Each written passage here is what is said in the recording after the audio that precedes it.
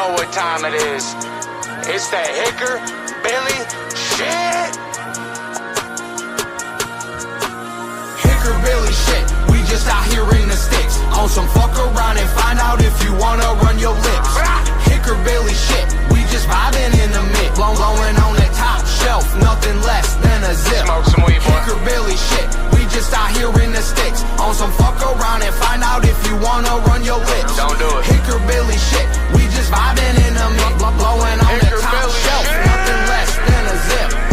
HB shit, man, they never saw us coming. Just a bunch of no shit, taking rowdy country bumpkin. We speaking real loud for the folks who come from nothing. Putting fakes in their place, calling out that country bluffing. If you ain't really real, then you really gotta go. If you know, then you know. If you don't know, you won't. Cause knowledge ain't wisdom, man, that requires soul. Spread the light, kill the dark, that's the #1 goal. Can't none of these fake country boys hang with the Hickerbillies. Out here stuck in first gear while we laughing, riding wheelies. Hickerbilly shit, we just out here in the sticks. On some fuck around and find out if you wanna run your lips.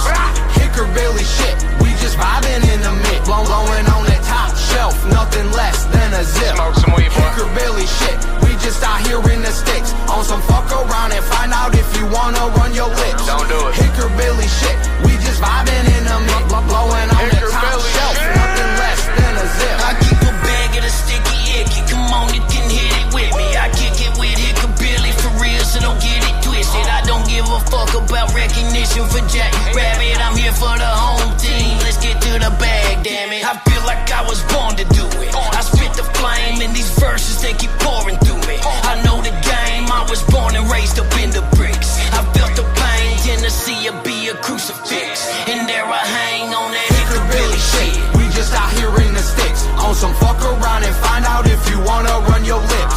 Hickerbilly shit, we just vibing in the mix. Blowing on that top shelf, nothing less than a zip. Smoke some weed, boy. Hickerbilly shit, we just out here in the sticks. On some fuck around and find out if you wanna run your lips. Don't do it. Hickerbilly shit, we just vibing in the mix. Blowing on that top shelf, nothing less than a zip.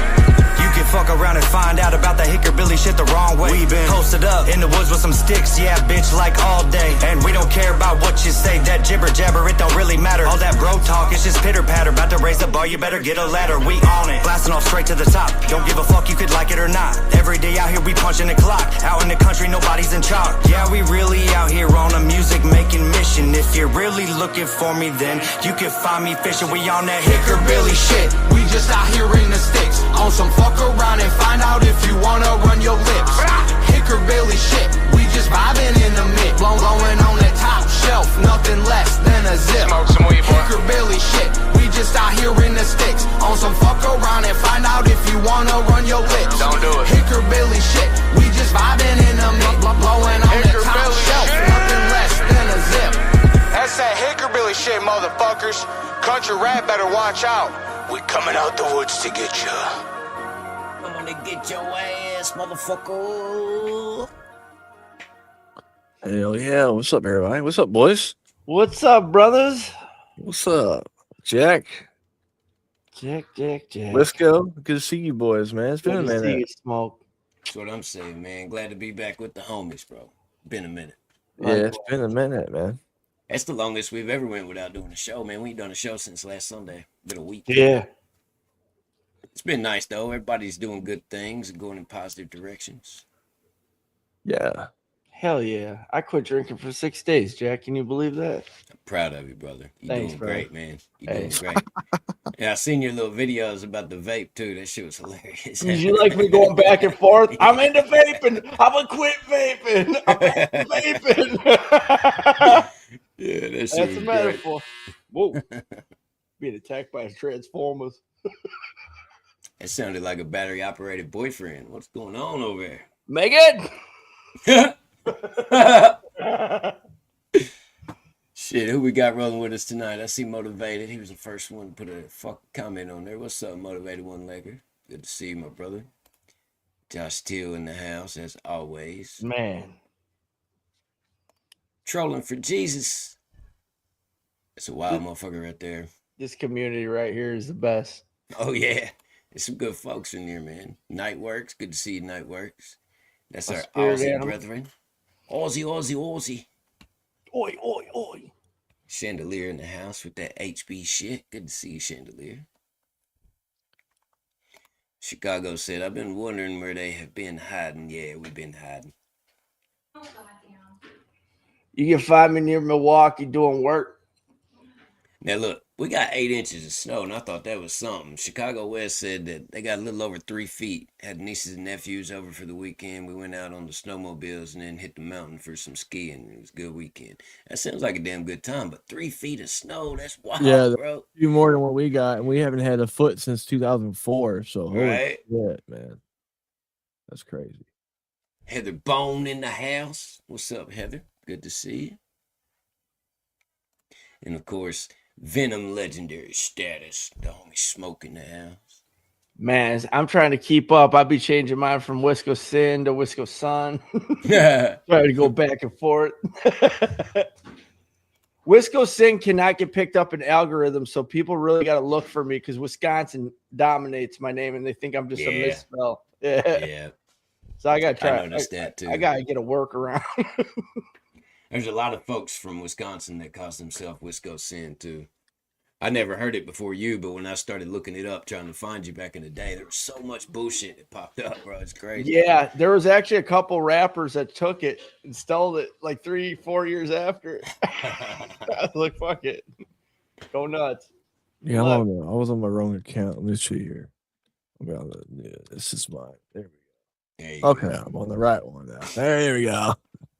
Miss Allie, glad you're in here, my friend. Hope you're doing well. Bubba Trippy in the house. That's the homie right there. Shit, Danielle, what's going on, Danielle? Bubba, you getting on, bro? Hit that link. Hit that fucking link, Trippy.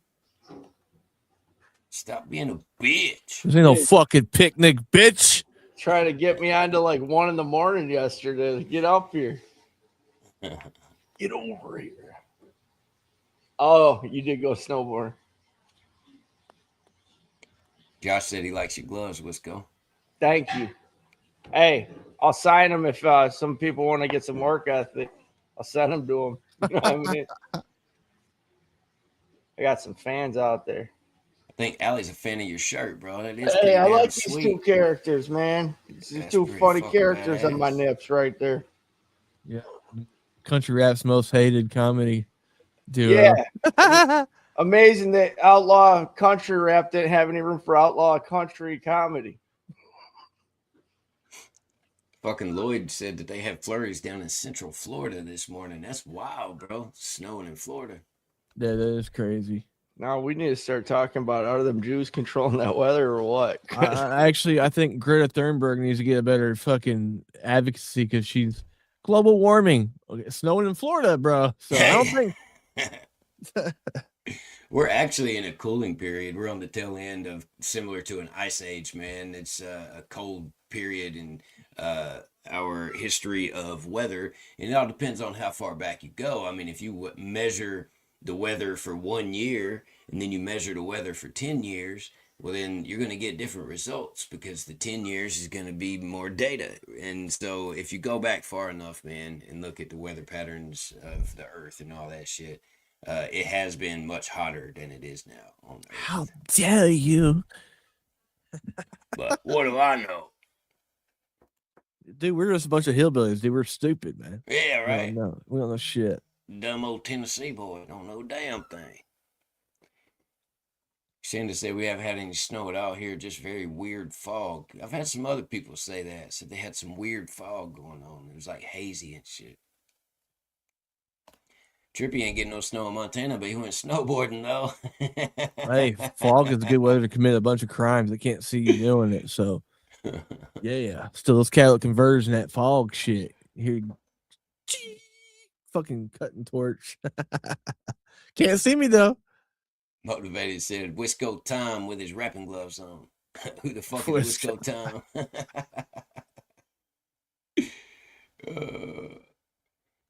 Allie said that shirt would look better on her. Allie, if you squeeze into that shirt, I would agree. It would look better on you. You got a little something that he ain't got. You know what I mean? HP, send out the merch packs. Yeah. Great White Wolf in the house. Good to see you, my friend.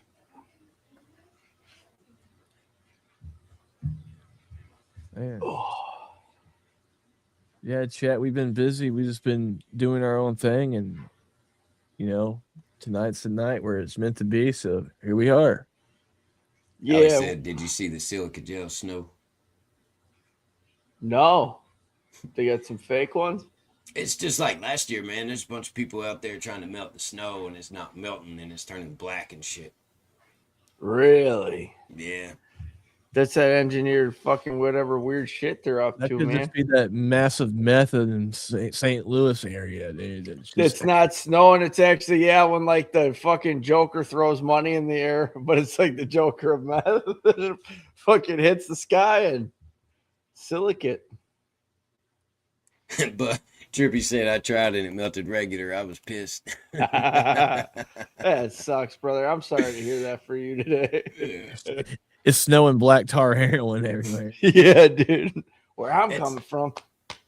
I think it's shit in the air and possibly shit in the clouds, cloud seeding and fucking chemtrails and all that shit, man. But it's enough to make me nervous, bro. When I was a kid, we would go catch snow and make snow cream and shit. And I don't know if I want my kids to eat the shit that's falling out of the sky these days. You know what I mean? No. It's wild, bro. They're putting aluminum in it and shit. It's wild. Great White Wolf brought that up. Yeah. My friend from back home in New Jersey had a hunk of snow, put it in his fireplace, and it wouldn't melt. I'll send it to you. Damn, Heather, that's wild. What do you think all them weird like drones and shit were flying around all over New Jersey and shit? They're probably just dropping some weird shit on us. Mm-hmm. No, I think this is all a distraction from what's really going on behind the scenes. Amen to that. They're always making you look one way and doing something else. They want us to start buying into aliens as they're chopping freaking children up for demons and shit. Well, if you read the book of Enoch, it tells you that they're not actually aliens, they're fallen angels. Yeah. That is one theory. And this fucking Dead Sea Scrolls, which is the original copy of the Bible. The only thing I can think of when I look at orbs and shit is spirit. Like it almost looks angelic, like a spirit. The orange glowing orbs that they can't capture. They don't know how they come across and come back together, but that looks like angelic stuff to me, personally. Pretty wild shit. Yeah, I mean, it is considered forbidden text from the Bible, so they didn't ever include it because of all the shit they talk about. It takes a third eye to see and understand most of that shit. So it makes sense. Look at all the evil shit going on the road right now. But not third eye the account. Yeah, not third eye. Great White Wolf said the same thing. Said saw a vid showing test results and aluminum was at the top. Had a lot of aluminum in the snow. Shit's wild, bro. Trippy said everybody standing outside with their mouth open trying to get high. He's so high, he's smoking the snow. Bible been telling us for years, weather, food, prices, etc.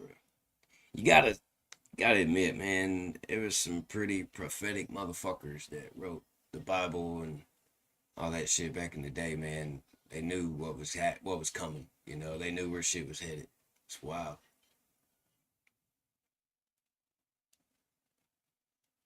Did you hear about that shit? It turned. I'm pretty sure it'd been debunked. Even NASA had to make a statement, but supposedly there was this thing where they predicted that in August of this year that the Earth was going to lose all gravity for 7 seconds, and then after the 7-second gravity thing, the atmosphere was going to be higher than it was before because the gravity wasn't there to hold it down for 7 seconds. And so our gravitational pull would be a fraction of what it used to be, which means humans would be born with softer bones and shit like that. That's wild, and dude. The aftermath would be nuts, you know what I mean? Like crazy. I haven't heard of that one. That's man. Miss Lori in the house. What's up? What up, Lori? And supposedly it would take 8 years for the gravity to go back to normal, but after 8 years, it's kind of a bounce back effect, and it'll go back to 100% instantly. And so those people that were born during those 8 years that have been accustomed to less gravity start going into cardiac arrest, and their bones would give up, and literally falling over from standing would be enough to kill you. It's fucking crazy, man. Well, my son had said he told me something the other day about there's a thing in Chernobyl called the elephant's foot or something like that. Apparently it's like a stalagmite or something that's it's apparently in one of the it's a part of like the old nuclear plant that's in Chernobyl. And apparently there were a bunch of people that went in there and took pictures. And he was showing me all these pictures. And he's like, Dad, you know what's great about these pictures is all these pictures and these people you see in them are dead because once they got near this elephant's foot thing, they died like the same day they took the pictures because that shit is like so radioactive it just fucking killed them. And Damn.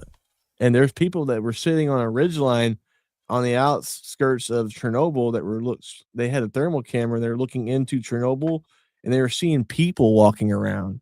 So how the fuck are people walking around down there if that's a nuclear area that's it's gonna be contaminated for thousands of years. It's gonna Right. be inhabitable for thousands of years. So what the fuck's down there, man? It's those fucking people, bionic people that have halfway turned into zombies, and their body has become immune to all the poison and shit. And they're like fucking like cockroaches. You can't kill them, bro. Yeah, dude. Yeah, you know what it looks like? It looks like what's his name? PBR or what's his name, dude? The dude that's you know what I'm talking about. Yeah. He looks like one of those fucking bug kings off of Men in Black. Yeah. Sugar Warner. Hard Tarzay, I love that picture, bro. That shit is great. What do you mean by that, Motivated? He said the elephant's foot is the most radioactive thing on the planet. It's that thing I was talking about, that stalagmite thing in Chernobyl. Okay. You can't get near it, you'll die. They'll I kill got you.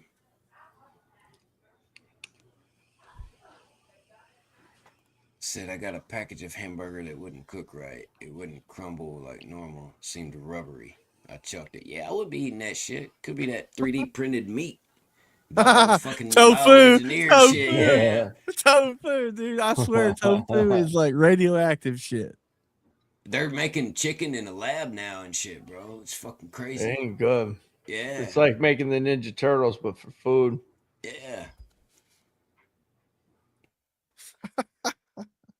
Shit is wild. Chernobyl is the hardest place for nuclear explosion that it will always be screwing up human, but animals have adapted to it now. That's wild. Yeah, there's packs of dogs that have been seen running around in Chernobyl that are mutated. They're just, I guess they've grown immune to the radioactivity there. What about what Hiroshima and Nagasaki did to the ocean? Shit's probably still leaking into the ocean. Yeah, that's pretty wild, man. And the crazy thing is, they did a bunch of tests out in the middle of the oceans, and they would take a nuclear weapon so far down into the water and detonate it to test it and shit. And that's not good for the planet, man. No, dude, not at all. Not good. Yeah, I've seen that going around too, Trippy. It's like they serve so many million hamburgers per day, and there's not enough cows on the planet to be able to provide It's that much bugs. beef. Yeah, well, supposedly it's humans. Supposedly they got human meat in there. Now, when you say bugs, are you talking about the gay dude from the other podcast? You talking about an actual critter? Because there's a huge difference. But now it's a theory that they're harvesting bodies and shit, and they're putting human meat in there, man. Shit is wild. Yeah. Putin told us that we were eating each other. Yeah, he did. So weird, Wolf. We are going to buy a side of beef from the neighbor. I don't trust the store stuff now. Yeah, it's fucking crazy, man. If I had any money, I'd bet it absolutely is still leaking. Yep. Yeah. Trippy said, "No, that's roach." That's right. Yeah, you all good, Wisco. Take your time, brother. I know we've been talking about some wild shit, but tonight I was gonna dig into some Nashville hip hop history. Talk about some Jennings and all that crazy shit back in the day. It's wild looking back on fucking Chatty Bobby. Well, Chat Arms is what people know him by, but he's been Chatty Bobby to me for 16, 17 years. Looking back on the damn 10-minute freestyle from JellyRoll and all that shit. It's crazy that shit was almost 20 years ago, bro. It's insane, dude. Yeah. I remember it like it was yesterday, dude. I watched that shit on MySpace. I didn't even know what Facebook was back then. And MySpace was popping back then. Whenever I discovered JellyRoll, it was on MySpace. I'm one of those people. I know fucking Upchurch likes to take credit for everybody's fucking Yeah. career and act like that after they worked with him that they blew up and all that shit. But if it wasn't for JellyRoll, I don't know if I would even know who the fuck Upchurch is, to be honest with you. I discovered Upchurch because I was a fan of Nashville hip hop and the underground hip hop, you know. I think I discovered JellyRoll through Lil Wyte. Oh yeah, JellyRoll. that's cool. I thought it was cool when they started working together because I'd always been a fan of Lil Wyte, and then JellyRoll had been putting out all those little mixtapes with High Rolla and all that, and then he put out that Deal or No Deal, and it had Pop Another Pill with Lil Wyte, and then he started doing shit with White Music, and that Snow album came out with B Peasy and Lil Wyte and all that shit. R.I.P. B Peasy, by the way. He was friends with Space Dad. Cool motherfucker, man. I got the chance to talk to him one time. I met him over MySpace, and he ended up calling me, and we talked for a little while. And it was after the Snow album came out, and he back then was talking about. I was, of course, going on and on about JellyRoll and how much I was a fan of him, and nobody even knew who the fuck he was at the time. And B Peasy was like, man, you really need to look into Struggle. Have you ever heard of Struggle Jennings? He's the next one, bro. He's the future, and blah, blah, blah. And even back then, man, B Peasy was talking about Struggle. Whenever I was all caught up on JellyRoll, he was like, man, you need to be listening to Struggle. Shit is wild. But yeah, B Peasy was a cool motherfucker, man. He got discovered by Project Pat, and Project Pat brought him in as his artist. And then, of course, Lil Wyte brought in JellyRoll. And they was like, fuck it, let's just do a group album with all three of them. And JellyRoll works really fast in the studio, and it's hard to keep up with him. And JellyRoll damn near had the whole album ready by the time B Peasy was having a few songs done, and Lil Wyte too, for that matter. And B Peasy and Lil Wyte pretty much had to play catch up, and they were basically features on that album, and it was damn near just a JellyRoll album, you know what I mean? And B Peasy, of course, he's from the streets, and he was an up-and-coming artist at the time, and was kind of new in music, and he's in this studio setting. Project Pat brought him in, and he's in here with JellyRoll and Lil Wyte and 3-6 Mafia, fucking DJ Paul and Juicy J and all them working on this album. He said it got a little overwhelming, man, and so he at one point went outside, sat down in the car, started playing some of the beats that they had for the album, and was, writing to it out in the car by himself to get away for a minute, and kind of get in the zone. And he said by the time he came back in, they already had 3 or 4 other songs done while he was out in the car writing music and shit. So it was one of those situations, it was an experience, and it was a learning experience, and it definitely made people aware of who he was. But I feel like that kid never really got a fair chance, He never really got his recognition that he deserved because he was super talented, man. Well, I mean, look who his uncle was, Shooter Jennings, which was, the son of Waylon Jennings, man. I mean, he's part of a big, country is in his blood, whether people see it or not. And I mean, his family, like being the step grandson of Waylon Jennings, man. I mean, I know that I did enough research on Struggle and listened to a bunch of his music to know that you can hear some of the influence from his grandfather and his music too a lot, because he spent a lot of time with Waylon when he was growing up as a kid and shit. So yep, and he got to see the good side of Waylon there toward the tail end of it. His prime in the limelight of being famous and shit was on the tail end of things, and he was getting older and getting on the part of where he was about ready to retire and all that shit, and that's what Struggle got to see of him, which is the better years of him and all that, instead of him being out there wild and crazy and being the Waylon that we all grew to love. You know what I mean? Yeah. But yeah, him and Shooter grew up like brothers, man, because they're closer together in age and all that. Even though that's his uncle, they grew up closer together in age, but they were more like brothers. And it's so wild that even Struggle would tell you he feels like he was kind of straddling the tracks because he was in this rough neighborhood with JellyRoll and Haystak and all these hood motherfuckers, and he was a real dope boy, man. He got busted with fucking keys and shit, you know what I mean, whenever he was in prison. And he was really doing it big, like big. And at the same time, out in the countryside of things and being on the country music side and all that other shit. So he took a big roll of the dice whenever he started mixing hip hop and country. Everybody kept telling him it was career suicide, and he believed in it. He put it out anyway. Nobody believed that it was going to be a thing, man. Nobody wanted to listen to him. Hell, even JellyRoll, he had to go country in order to make it. And if he'd have been a few years later, they might have been doing things a little bit different. Yeah, I still think he was destined to do music regardless, whatever avenue that would have been if anything changed. But I feel like still, like, you know, with this him being around his grandfather and him being around Shooter, you know, you got so much musical talent there around you that can influence you.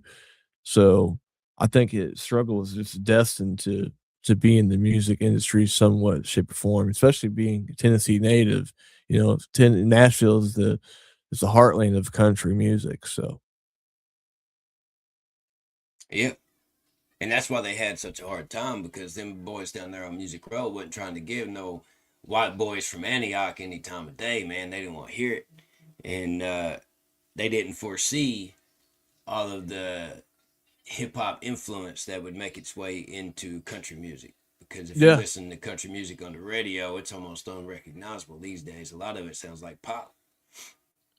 it has more of a poppy feel to it, I feel like, and it's not the same. Yeah. I feel like it's missing that grit and then, like, the roots that brought up, you know, most country songs that I listened to growing up and stuff. So it's kind of like it's not the same anymore. It's somewhat like it almost has that stale modern twist to it where no one wants to hear that stupid shit that people are talking about nowadays. It's not the same, man. Times have changed, music has changed with it, and then you got all these people out here making AI music they're trying to recreate it, and it's you can tell when a song plays if it's AI or not because it's trying too hard, so it doesn't have the authenticity. And I feel like all this new country music doesn't have the authenticity. Yeah, that's true. And we were all doing that back in the day, man. I mean, we were making rap music because that's what was popular, you know what I mean? And we were everybody, I ain't gonna go front, even Struggle Jennings, everybody was hood rappers, man. Everybody was making rap music just like the rap music you heard on the radio, but we had that country influence in it. I remember songs talking about jumping on the stage, barking like a fucking blue tick, talking about blue tick hounds and shit. You know, we talked about shit that we could relate to in our music, but we wasn't making country rap, man. The beats wasn't nothing country about it, none of that shit. We was making southern hip hop, and that's what it was back then. There wasn't no such thing as country rap.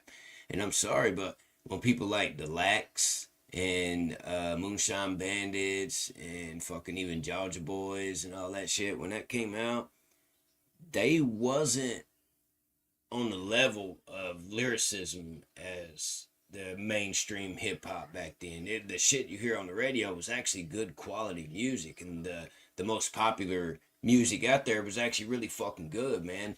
And so back in the day, I never really gave it a chance, man. I thought it was corny, fucking just a gimmick, you know what I mean? And it took people like Struggle and Yellow Wolf and even Upchurch to make it tasteful and make it, you know, good quality, good shit.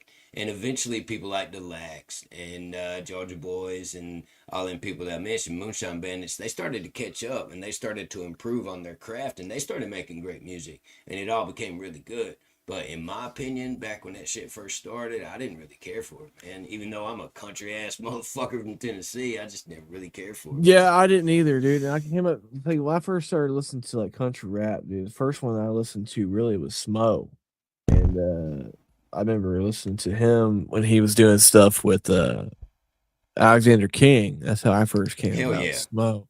And but at that time, I had been into like, you know, of course, Tech Nine and like Head PE, man, like just people that fuse like rock and like rap together. And when I heard that song that they did, Anything Goes with Smo and Alexander King, I was like, okay, hold on a second. These guys are doing a rap thing, but they're also doing like a country rock type thing. Right. So that's pretty cool. Right. Like I like this, and I wonder, is this what I can expect to hear from these guys more often? Is this what their catalog is like? So when I dive into their catalog and see most of their stuff, see some of Smo stuff at the time, it was different. It was something I wasn't used to hearing. It kind of caught my attention. I was like, this is kind of different. I don't know if I'm sold on it yet because I don't know, but it's the kind of one of the experiences where you're like, I don't know, man. It's like, how can you be? Because I was conflicted because I always thought when you hear someone talk about country, you know, it's like dudes wearing cowboy hats, boots, and shirts tucked in, and I wasn't used to hearing stuff like people talking about their trucks and stuff and all that. But then when you get you mix in the rap element to it, I'm like, okay, so what? So they're kind of like thuggish and country at the same time, so it's different.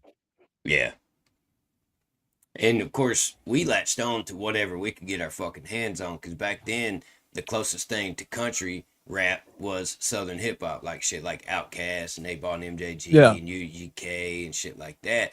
And that's why when Bubba Sparks came on the scene, we was like, oh shit, there's somebody doing real country shit and it's on TV, blah, blah, blah, you know? But when people like Smo started coming out, it made Bubba Sparks seem like a gimmick. It seemed like it was fabricated. You know what I mean? This shit was real and genuine, what we really saw growing up, whereas those fucking videos from fucking Timbaland and them, whenever they were working with Bubba Sparks, it seemed like they were trying to appeal to that audience and trying to make it look like what they did without actually doing it. You know what I mean? It was different, bro. It seemed more genuine. It was kind of like how the music was more so centered around Atlanta, you know, that Southern Georgia type type of music, but it's it wasn't country. It was more so that grimy hip hop that had country elements to it. It was almost hold on a second. Yeah. Well, that's why I appreciated Houston hip hop so much back in the day before the blow up country rap and shit, because it was the closest thing to country rap you could find, man. Yeah. Them boys was country as a motherfucker, and they didn't care what was popular. They just did what they wanted to do, you know. What do you mean by Houston hip hop? H-Town boys like Mike Jones, Paul Wall, Slim Thug, you know, that era there. Lil Flip. Yeah, Lil Flip, all them guys, you know. Lil Kiki and all that shit, man. Yeah. Hell yeah. That's the first time I ever heard of Yellow Wolf, man. Slim Thug got a hook from him. It was called I Run, and it was featuring Yellow Wolf, and nobody even knew who he was at the time. My first time hearing Yellow Wolf was Worldwide Shoppers, Tech 9. Really? Yeah. Oh shit. Yeah. I think same here actually. Worldwide Shoppers. Trunk Music was the first thing I heard. And then he went to M's label. He was trying to get Fish to M's label, and that's when I caught wind of him. And Trunk Music was dope. And then I watched all of his ciphers with him, all the stuff he dropped. I remember the where he's like, you need to do a song for the bitches. I don't do songs for the bitches. Bitches love that shit. Well, he was heavily tied in with Atlanta hip hop, and some of the same people that worked with Outkast and Dungeon Family was working with him, dude named KP and Jim Johnson. And he was featured on a Big Boy from Outkast had him featured on one of his songs, and they performed it on BET.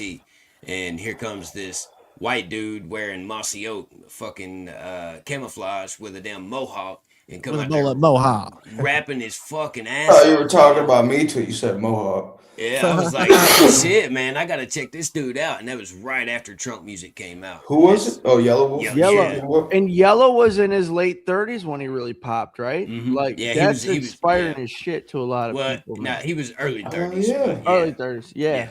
When he signed with Eminem, he was like 30 years old. Hell yeah. Crazy shit, man. See, I never really I don't not like Bubba Sparks. It ain't nothing against him, but I never got into his music. I think Smo was the first country rapper to get me into that shit, because I'd heard Colt Ford too and was like, eh. And now there's a couple Colt Ford songs I like, but yeah, I think Smo was the first one that I was like, there we go. That's a fucking country boy. That ain't some bullshit. Hell yeah. Colt Ford's good for the yuppie suburb country people. Colt Ford good for the fucking mud crickets. That's about it. That's actually what we were talking about. Right, music for the bitches. There you go. Hell yeah. Right before you came in here, we were just talking about that. Man, when whenever that shit was coming out, I didn't really fuck with it, man. And it took them a while to catch up and start making good quality music that was country rap. Well, I used to clown on Colt Ford. I'd be like, this dude's a generic fuck, dude. He took the Colt 45 name and then added it with a Ford truck. What a bitch. You know, I used to make fun of it all the time. My cousin, who likes the most generic country rap, loves Colt Ford, so I knew it was like, eh.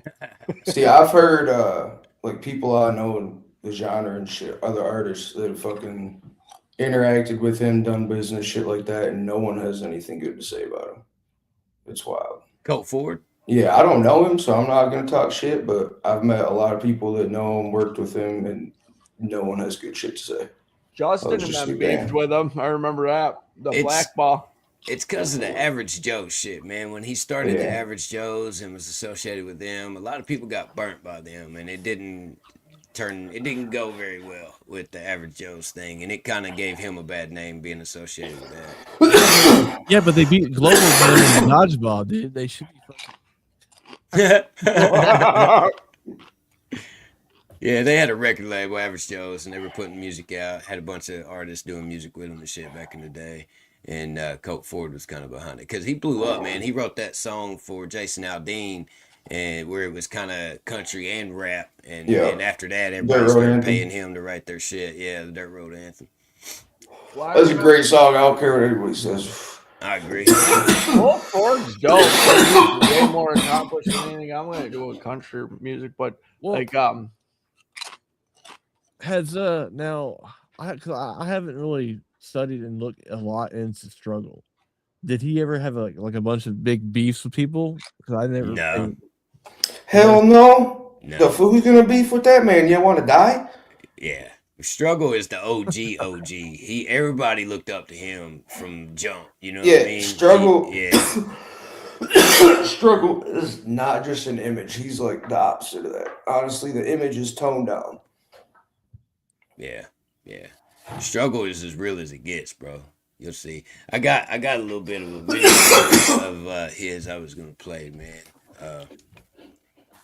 Shit. Let's play a song real quick, then we'll get started on the video. It wouldn't be right talking about Nashville Rap without playing this shit. This is one of the old schools, man. Yeah, look at the back chat. Oh, okay. I see that. Yeah. This is one of the old schools right here, man. One of the first songs that started putting them on the map.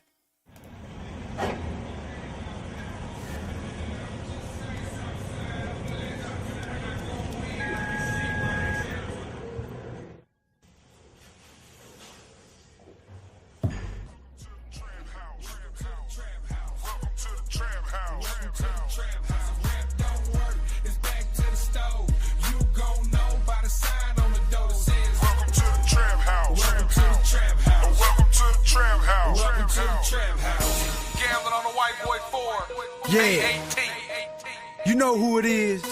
Johnny Socket. The plugs plug. The plugs Tony plug. Strugglano. Struggle Jennings. Hey homie, hold it down. Let these fuck boys know we really getting it out here. Yeah, this our year, homie. These ain't the only keys I got, you feel me? Hey, I want y'all to take a step into my world. Jelly, take them to the trap house, homie. May 18th. You see the flow straight nitro, JellyRoll psycho. I've been known to make them save money like Geico. Yeah, this is the JellyRoll I remember. Say it's ice cold. I've been known to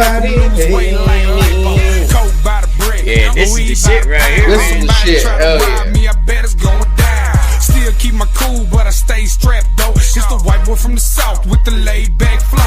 No Haystak though. I ain't tripping, I'm just saying I'm my own fucking man. I do my own thing. It's still a game. The pistol right beside me, grinding, trying to turn a split to a 9-piece. If you're looking for me, well, you know where to find me. I be out here every single day, Southside streets, Woodbine and Antioch. Yeah, I keep the cannon cocked. If you're looking for me, well then look for the candy drop.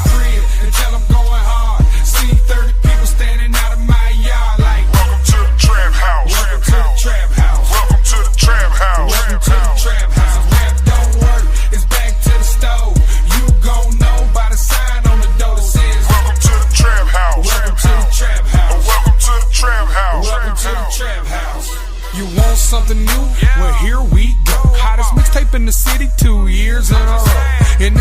ashamed that I talk to my bondsman more than I talk to my own damn mama. A whole lot of people hating ever since it's time, but I ain't even tripping, I'm just saying that's fine. Cause I ain't never been the type to ride nobody coattail. I'd rather be back serving at the motel. If rap don't work, fuck it, oh well. It's right back out making these dope sales. Since the age of 12, I've been a criminal. The only thing I'm good at is working digitals. If you say .2 on every Grammy selling, then you get 8.5 out of every 7. And I'm just saying, Southside, I'm a legend. And when I go in, I can see why they jealous. My crib until I'm going hard. See 30 people standing out of my yard like, welcome to the trap house. Welcome to the trap house. Welcome to the trap house. Welcome to the trap house. Rap don't work, it's back to the stove. You gon' know by the sign on the door that says, welcome to the trap house. Welcome to the trap house. Welcome to the trap house. Welcome to the trap house. Motherfucker, welcome to my area. Run your mouth by anything you see and I'ma bury ya. You see that nigga right there looking stupid, he'll embarrass ya. I'm fucking with them G's, you don't want the 60 carrier. Money keep on coming like a bitch, so I married her. Hustle game sick, you should call this shit malaria. The sales on the cellular, or sales on the regular. If you ain't got a grammar better, you ain't on my schedule. North side bound, boy, and I got a hell of a deal on the pills. You need to fuck with me, I'm telling ya. Serious families in this bitch, no one's ahead of us. Organized grind, man, I think these niggas scared of us. Now I'm a target, so I ride through the city slow with a black box, blue light, scales digital. And one hit of this, Celine, sell pigeon toe. One keep the flake, no cereal. Welcome to the trap. Until I'm going hard. See 30 people standing out of my yard like, welcome to the trap house. Welcome to the trap house. Welcome to the trap house. Welcome to the trap house. Rap don't work, it's back to the stove. You gon' know by the sign on the door that says, welcome to the trap house. Welcome to the trap house. Welcome to the trap house. Welcome to the trap house. Yeah, that was O-N-E, JellyRoll, and that was Struggle at the beginning. Yeah, Trippy, get your ass Oh up shit, here. O&E been around that long? Yeah, man, that's the first time I ever heard of him was that song right there. That was O-N-E, dude. That I've heard that song, but I didn't know who the Oh, OG and it was. is But awesome. fucking first time I saw him was Chad Arms. Like Tell you one what. of his interviews, back when they used to do all them interviews. Yeah. You ever get a feature from O-N-E, man, you better get a reference, because God almighty, man, Goody got a feature from him, and he got like 15, 16 different clips of him rapping with no particular order, no label, nothing or anything. He didn't know what was the verse, what was the backups, what was the ad-libs, none of that shit, man. It was just a bunch of clips of him rapping, and they had to figure that shit out, bro. It was wild. Yeah, you definitely fucking gotta send a reference with every track. Hey, Yeah, man. Jack, can you rip a That song was- for me? That was Yeah. the first thing Dub 3030 said to me. First time I was getting ready to work with him, he was like, make sure when you record, you send me all your stems. He's like, if you can label everything, that'd be great. And each stem, and then fucking send me a reference track. I don't care if it sounds like shit. I was like, Right. oh, yeah. Yeah, it's important, man. What you need, Smoke? Can you get Winds of Change? Oh, what, Struggle on them? I already got it, bro. Man, Oh, we yo. need outlaw shit then. What up, Farrell? You might as well pop in too. Yeah, I got I love outlaw what shit up, in there bro. too. But yeah, if you want Winds to Change, I got that. Man, I remember first time I seen Struggle was when Outlaw shit just came out. It was like my senior year of high school, I think. And there was this fucking ghetto ass white boy that fucking, we always were laughing at him, man. He fucking was like, I'm gonna be a rapper, all this shit. Here I am, I'm like, I'm gonna be a rapper, but you know, I actually made money from music and yeah. Anyway, we don't go there. This motherfucker, dude, he used to do the goofiest shit though. Like he was that motherfucker that'd be like walking down the hall trying to freestyle, but it all sounded like shit and none of it fucking rhymed. And he's sitting there and he's like, yo, I found this dope ass rapper. You like it? He country motherfucker like you, blah, blah, all this shit. I'm like, all right, fuck this dude. Like he's always trying to show us shitty music. And he started playing the outlaw shit. And I was like, damn, this is actually fire. Why's he got Waylon Jennings in there? He's like, man, that's Waylon Jennings' grandson, dog. I was like, all right, I'll fuck with that. But this is the same dude that was sitting there fucking rapping in his computer with headphones on and turn around out of nowhere. It's like dead silent in the class and just fucking, he's at the front of the class, turn around, just looked at everybody. It's like, he got hit like I got hit, but he ain't fucking breathing. Yeah. Just turned back around and started rapping, bro. We're all just like, what the fuck? fuck. He's a goofy motherfucker. Many, man. What's crazy is that dude ended up getting shot 9 times and living. No bullshit. His name is Austin Purr. He was in the newspaper. You can look it up. Damn, 9 Yeah. times, dude. He also got arrested for being high as shit on meth out in front of one of the tweaker hotels with a samurai sword, pointing it in the air, waving it, saying that he was summoning and opening a portal to a new dimension. So that's Jackson for you. Life is different in Jackson, I guess. I don't know. That's dude. why I don't go to Jackson. Because I really, really have to. I go around that bitch. It's little Detroit, man.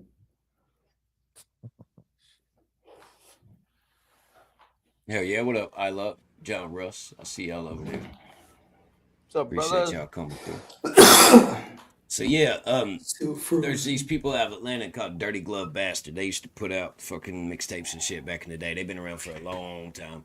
And Struggle had this album come out that he did with Street Flavor, which is Sunny Paradise. Sunny Paradise was the one that discovered Haystak, put him out, and Pistol and a bunch of other people back in the day with Street Flavor. And fucking Struggle took it back to the OG and did an album with Sunny Paradise on some Street Flavor shit. And so he went down here and did this interview to promote that album or whatever. But in this interview, he talks about a little bit of his come up and shit. And he also talks about some parts of his career with JellyRoll and Yellow Wolf and a few others and shit. And there's some interesting points in here that he comes up with, man. But it's really, I'm glad you're here, Smoke, because you're not really familiar with some of the shit that he got going on from back in the day. Yeah, I'm not. I mean, I'm not super familiar with Struggle either, to be honest. So, Yeah, Jack Rabbit's teaching today. Yeah, you're going to enjoy this. Papaw got country rap story time for us. Take them back like 20 years. He said, back in my day.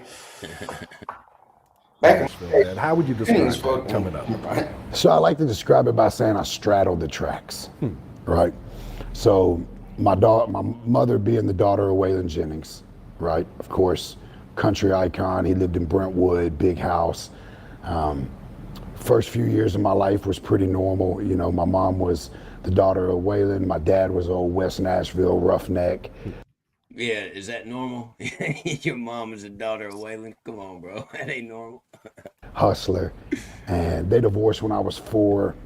So the first, but you know, I bounced back and forth between going to my mom's and then spending weekends with my dad on the west side. And so I kind of always had that duality of, you know, Franklin, Brentwood, and then the west side. And then my father was murdered when I was 10. And my mom got out of a bad relationship. She kind of... Yeah, he don't really touch on it in this interview, but to catch you up, man, he didn't know that his father was murdered until recently. He grew up thinking that his dad had took himself out and unalived himself. You know what I mean? Oh, shit. And so his whole teenage years and young adult years and all that, he went through thinking that he wanted to do the same thing because he was supposed to follow in his dad's footsteps. And he thought his time was limited and he was going to end up just like his dad. And he carried that chip on his shoulder his whole life and carried that weight thinking that his dad had passed away, you know. And there was this lady that he called his aunt that he was real close to that kind of took him under her wing and was like a second mom to him, you know, and all that shit. And she was in the hospital sick and, you know, was going to pass away. So they reached out to him. And at this point, he's already famous and successful and shit. And they're like, hey, you know, she's going to be, she ain't got long left. You need to come and see her. So he goes to the hospital to go see her. And he finds out that she was the one that killed his dad. What? While he's in the hospital seeing her. And this is like his second mom. And he's like, you know what? I don't even care, man. I'm not here for that. And he didn't hold it against her. And he still loved her until she was no longer here. And he didn't even ask no questions. And there's speculation that it had something to do with some dope money and shit like that. And shit just went bad.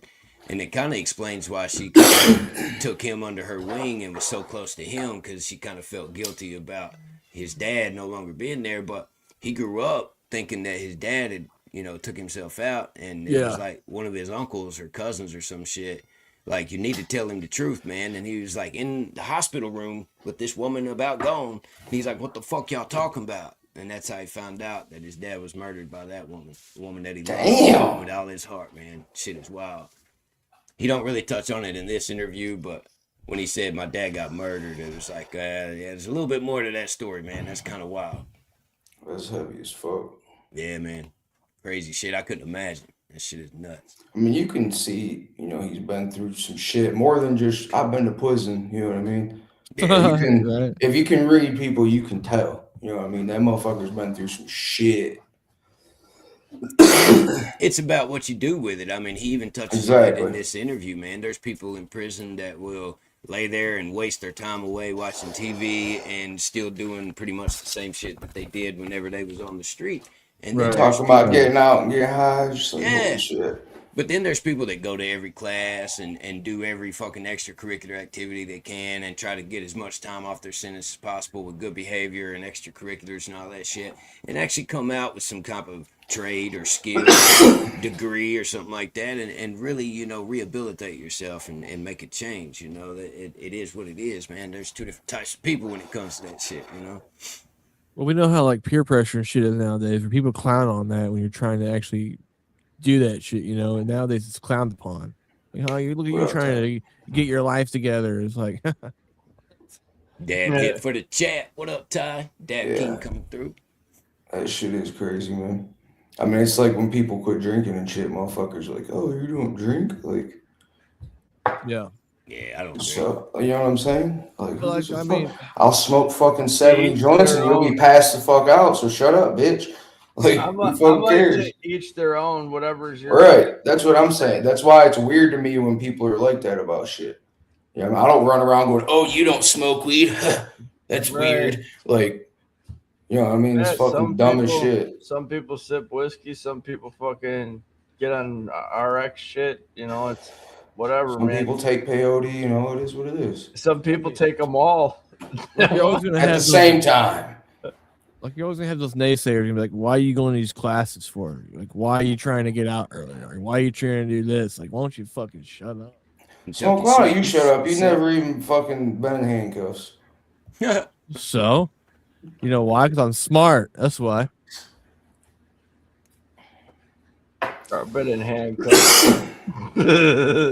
Smokes over here. Like, I'm the only one who's never fucking even been arrested. That's right. No shit. It's called having a fucking brain. Being smart. Hey man, I think you just said I ain't mad at you played you. video games your whole life.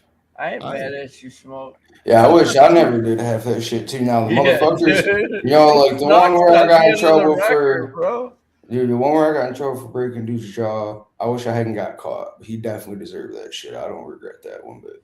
And that's why I got fucking cooked too, because my dumb 20-year-old ass went in after they gave me probation and fucking they're like, I did like the pre-probation interview and shit, and they were like asking me shit. I was like, nah, he deserved it. Like, I don't fucking, it was stupid. I didn't know how to play the game then.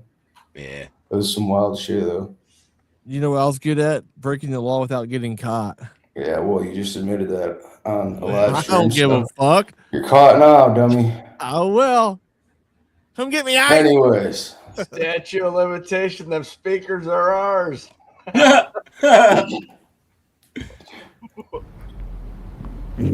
Stepped up and was like, you know what? I don't want to live off Waylon's money. I want to prove that I can do this on my own.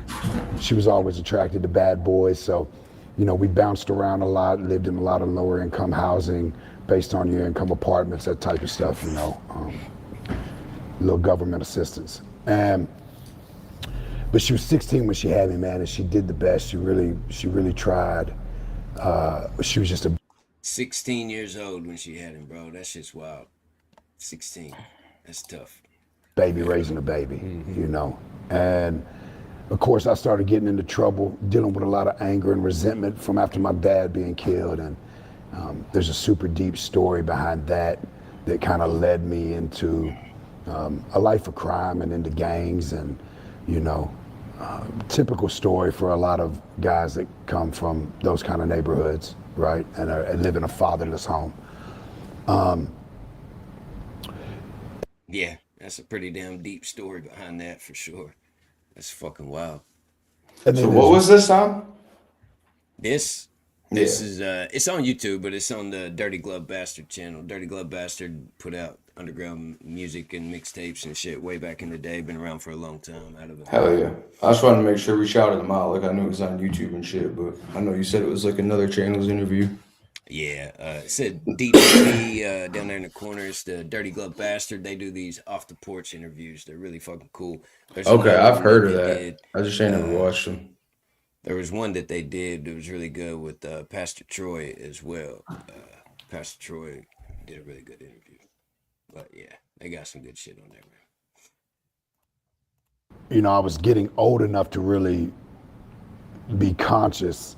It's like I'm at Waylon's house and there's the Cadillac and the Jaguar and the Mercedes, you know, and then I go back to my neighborhood and the only people with the Cadillacs and the Mercedes were the dope boys. So I automatically kind of veered into that path.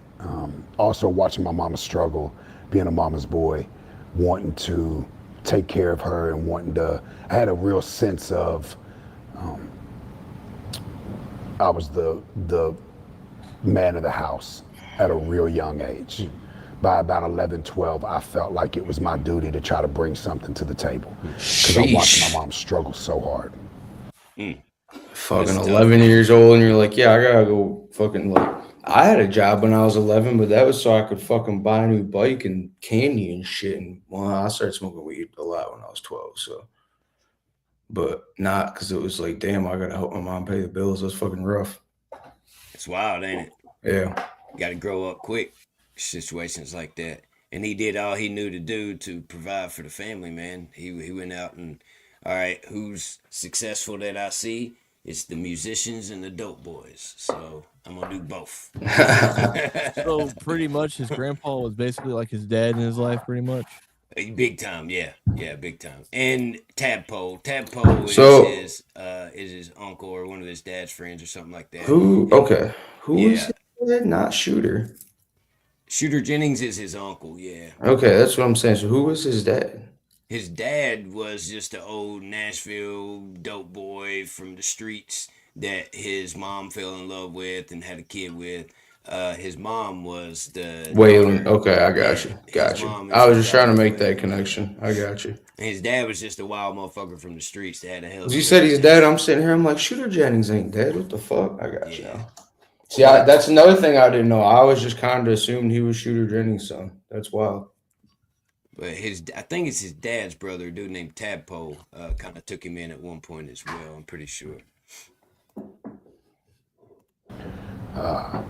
So I like to say straddle the tracks because I got the best of both worlds, right? And the worst of both worlds. But knowing that Waylon had came from nothing, dirt floors in Texas, and then this is what he had accomplished off of music, I always knew it was possible. I just chased, for years I didn't know whether I wanted to be a big artist or Tony Montana, It's like I was caught in between those two worlds, and things don't seem as possible. But in the streets, when we're coming from the streets, there's a lot of people that say, you can't make it, or we're stuck in this environment, we're stuck in these conditions, and I made a lot of decisions based on that. But I think somewhere in the back of my head, I always knew it was possible, so I never gave up. Yeah, it's pretty fucking dope, man. Hell yeah. That's crazy, man. He said, I don't know if I want to be a big musician or if I want to be Tony Montana. Yeah, he kind of did both, to be honest. By the time I was 15, 16, she had lost custody of me. I was deemed unruly, had a bunch of charges I was fighting, was about to go off, and then my dad's brother, Tadpole, came and got me. Yeah, it was his dad's brother, Tadpole.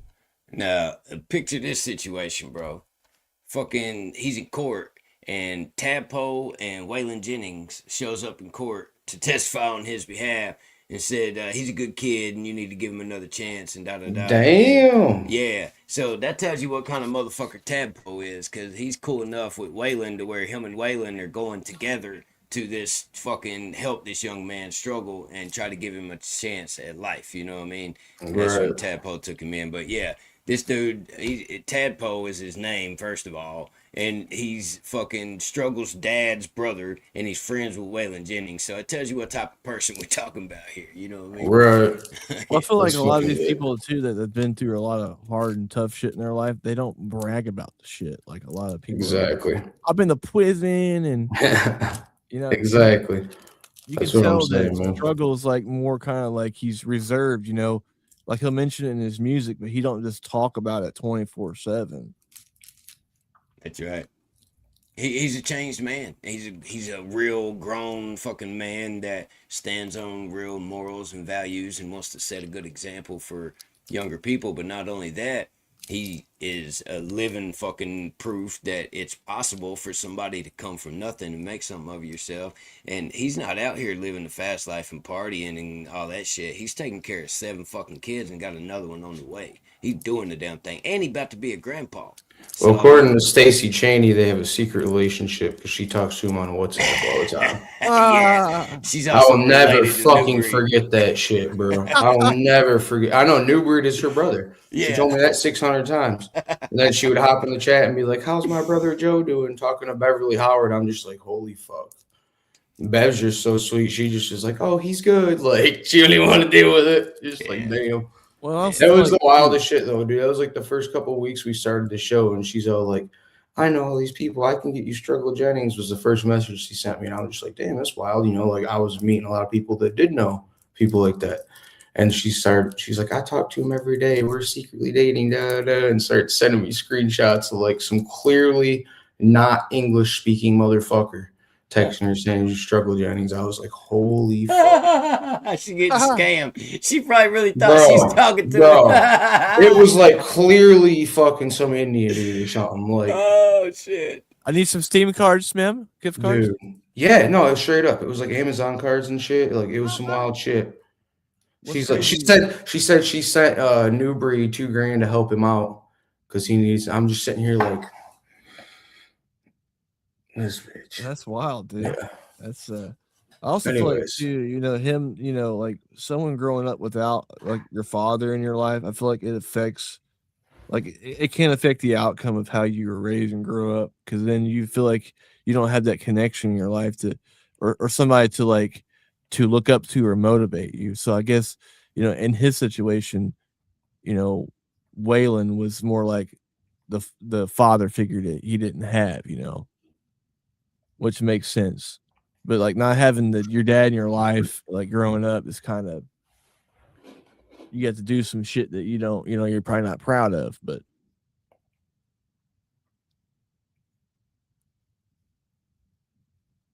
I think you're muted, Jackrabbit. I can see you talking, but Oh, my bad. I'm back. And him and Waylon showed up in the court and was like, "Hey man, this kid just needs a man in the house." And so I moved out to the west side, came and got me, and had a bunch of charges I was fighting, was about to go off, and then my dad's brother, Tadpole, came and got me, and him and Waylon showed up in the court and was like, "Hey man, this kid just needs a man in the house." And so I moved out to the west side at 15, and a whole new story started. What were some of the principles? So yeah, that's how he ended up being out there with Waylon. Was that he came with Tadpole to the courtroom and was like, "Hey man, give this kid another chance." Shit is wild. Could you imagine being in court? Fucking Waylon. Can you imagine being the judge? Yeah. Just sitting here like, all right, I'm about to cook this little shit. And then fucking Waylon Jennings walks in and you're just like, oh shit. Yeah. This shit's wild. Judge probably stood up and was like, "Your Honor." Well, I mean, if I was a judge, I'd probably be like, all right, if he's going to be in the care of Waylon Jennings and Tadpole, then he must be in pretty good hands, Oh, shit. And morals he was teaching you at that time? Well, he taught me hard work, real work ethic. Tadpole was one of those guys that got up every single morning and worked his ass off, went to work every day, but he also hustled. Back then he was growing weed, and he's a wild man on the west side. So it was, I I got to really learn what it meant to be a man and to take care of your family. But there was a lot of in that time, especially in my family, that it's okay to do wrong for the right reasons. Take care of your family by any means necessary, that's ingrained in us. So I justified for decades all my criminal behavior by just doing it for the right reasons. I used to say my path to prison was paved with good intentions. Path to prison was paved with good intentions. That's tough shit, bro. But yeah, man, that's important as a motherfucker. He grew up and got a chance to look up to somebody like Tadpole that was a hard-working motherfucker that got up every day and worked his ass off and showed him, taught him about work ethic and what it means to be a man. But he also, he kind of hustled on the side, and it was kind of ingrained in him from his whole family that it's okay to do bad as long as you're doing it for the right reasons. And his road to prison was paved with good intentions. Shit's wild, man. What up, Space Dad? Good to see you, my friend. What up, Space Dad? Shit, you want to hop up here, man? I'll send you the link. You want that link, boy? Talking about struggle, though, not you, so. It wasn't until I really had to look in that prison mirror and realize who I was and what I was doing to my family on the outside by not being there to provide and protect for them that I really was able to take accountability for that. Yeah. And how old were you when you went to prison? First time, I did juvenile time, and first time I did a bid, I was 20. Caught a weed case, 25 pounds of weed, and went and did like 13 months, came out on 3 years community corrections, was fighting a Fed case, got custody of my 2 kids because my baby mama had went to the feds to do some time. And so I kind of did straight for that period, while I was on community corrections and fighting that Fed case, beat the Fed case, had another kid, and then, was trying to work a 9 to 5 and diverted back to the old ways. Then the next time I went, I was 30, and I went away for 6 years. Oh, wow. Sure. And what was your sentence? Was it 6 years or was that? No, I got 13 and a half years in the state for cocaine conspiracy of special amounts, which, the original case was 200 keys of cocaine, 300 pounds of weed. Holy shit. 200 keys of cocaine and 300 pounds of weed. Damn, son. Yeah.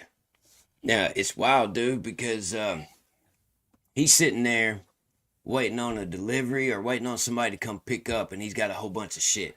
It's one or the other. I can't remember that particular detail, but the dude that he's dealing with is a Hispanic dude. He got connects with, from what I took, was kind of like the cartel or some shit. And it's his words, you know what I'm saying? I'm not saying something that he ain't said himself publicly, but fucking, he's sitting there, and all of a sudden, he's not getting the call, and he's not hearing from them, and he sees them on TV, and they get busted.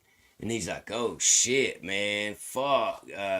I think they're coming for me, because all the people that he was dealing with that was above him is on TV getting busted on the news, you know what I mean? That's crazy as fuck. He kept waiting and waiting and waiting, and they never came. And then the day Outlaw shit came out was the day he got raided and ended up getting arrested or some shit. It was like the day before or the day of or somewhere around there. But yeah, man, he had to sit in prison and watch his song blow up and get huge and become That's successful. crazy as fuck. Yeah, while he was. I knew about that part, but man, I didn't. The TV shit though. My buddy's, it's like a family friend, but it's my buddy's uncle.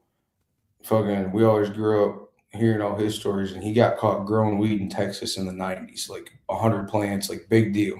And he was out on a fishing boat, his buddy's fancy fishing boat with one of them little like satellite TVs. They had the news on and shit, and he watched them raid his fucking house. His buddy's like, dude, Sig, is that your fucking house? Like, Damn. That's some crazy shit, yeah. And he got fed time for it. Like, it was some wild shit.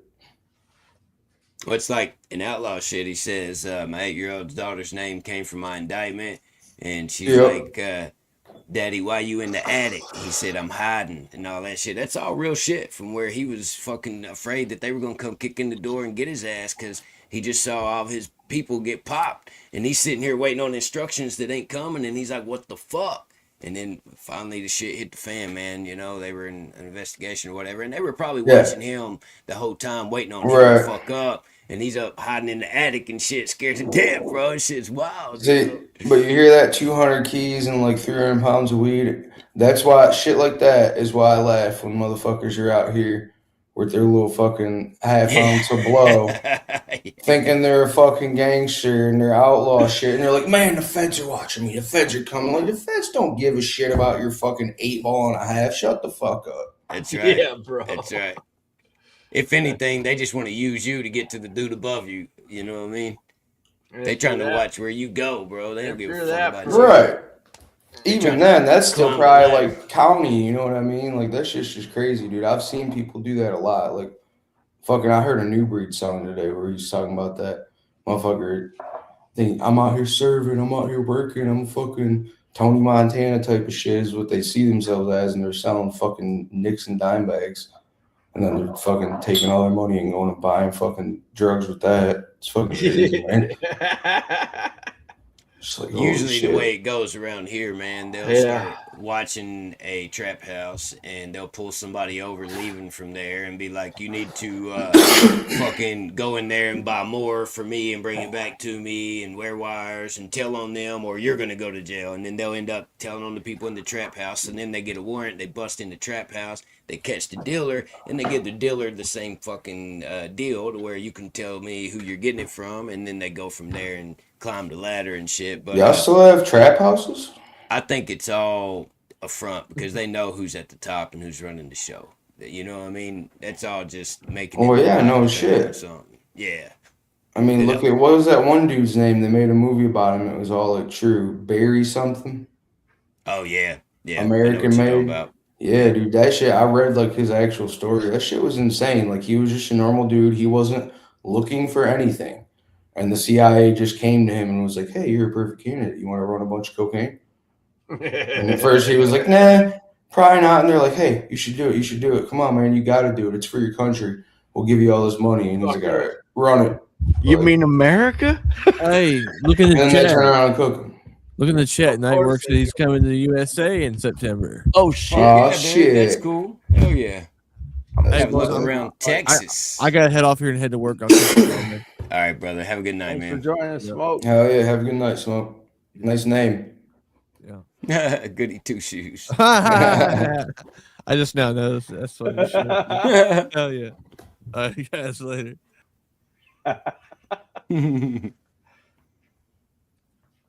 Shit, let's keep it moving. Some money laundering and stuff, but they didn't have anything on me but a phone conversation. Never got caught with anything. Yeah. So it ended up being dropped down to cocaine conspiracy of special amounts. I got 13 and a half years in the state. Meanwhile, I was fighting a pill case with the feds for a bunch of Oxycontin, and I got 57 months for that one. True. So I ran the two sentences, 13 and a half and the 57 months. Went into the state first, did everything I could. You know, at the time I was watching my wife crash as soon as I went to prison. She got strung out on drugs. She was dealing with me being gone really hard. Started dating some other guys that just, you know, weren't leading her down the right way. I was watching my kids get dragged through trap houses, my daughter getting molested, kids end up in foster care, you know. Since then, the mother of my kids passed from an overdose. But, so I was watching all this crumble while my music career is taking off, you know, from inside there, because I had dropped outlaw shit, and then I shot a video in county jail, and it hit national news. Yeah, that shit was wild, bro. Did you know that? Did you know about that? Where they shot a No. video? It was Black Curtain is the name of the song, and it's featuring Waylon Jennings, of course. And he's about to tell the story, but yeah, he actually successfully got a camera crew into the jail, and they recorded him rapping a verse that was in this song, and they turned it into a music video, and it pissed him off. And luckily, by the time that they started getting pissed about it and the music video came out and everything, he was already in prison and he wasn't at that county jail anymore. They would have made his life hell. But yeah, man, yeah, he's G with it, bro. Check this out. How'd you pull that off? Well, you know, they were letting like the local blogs, the local newspaper, like the Tennessean and the Nashville Scene, come and interview me. So I was like, okay, well, I got, we've been filming my life. I got this documentary.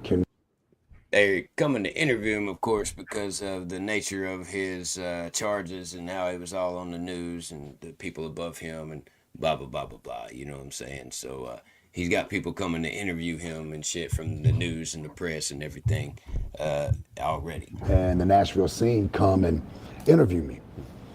So I was like, okay, well, I got, we've been filming my life. I got this documentary. Can they come in and do an interview? And they were like, yeah, sure. Does that sound familiar?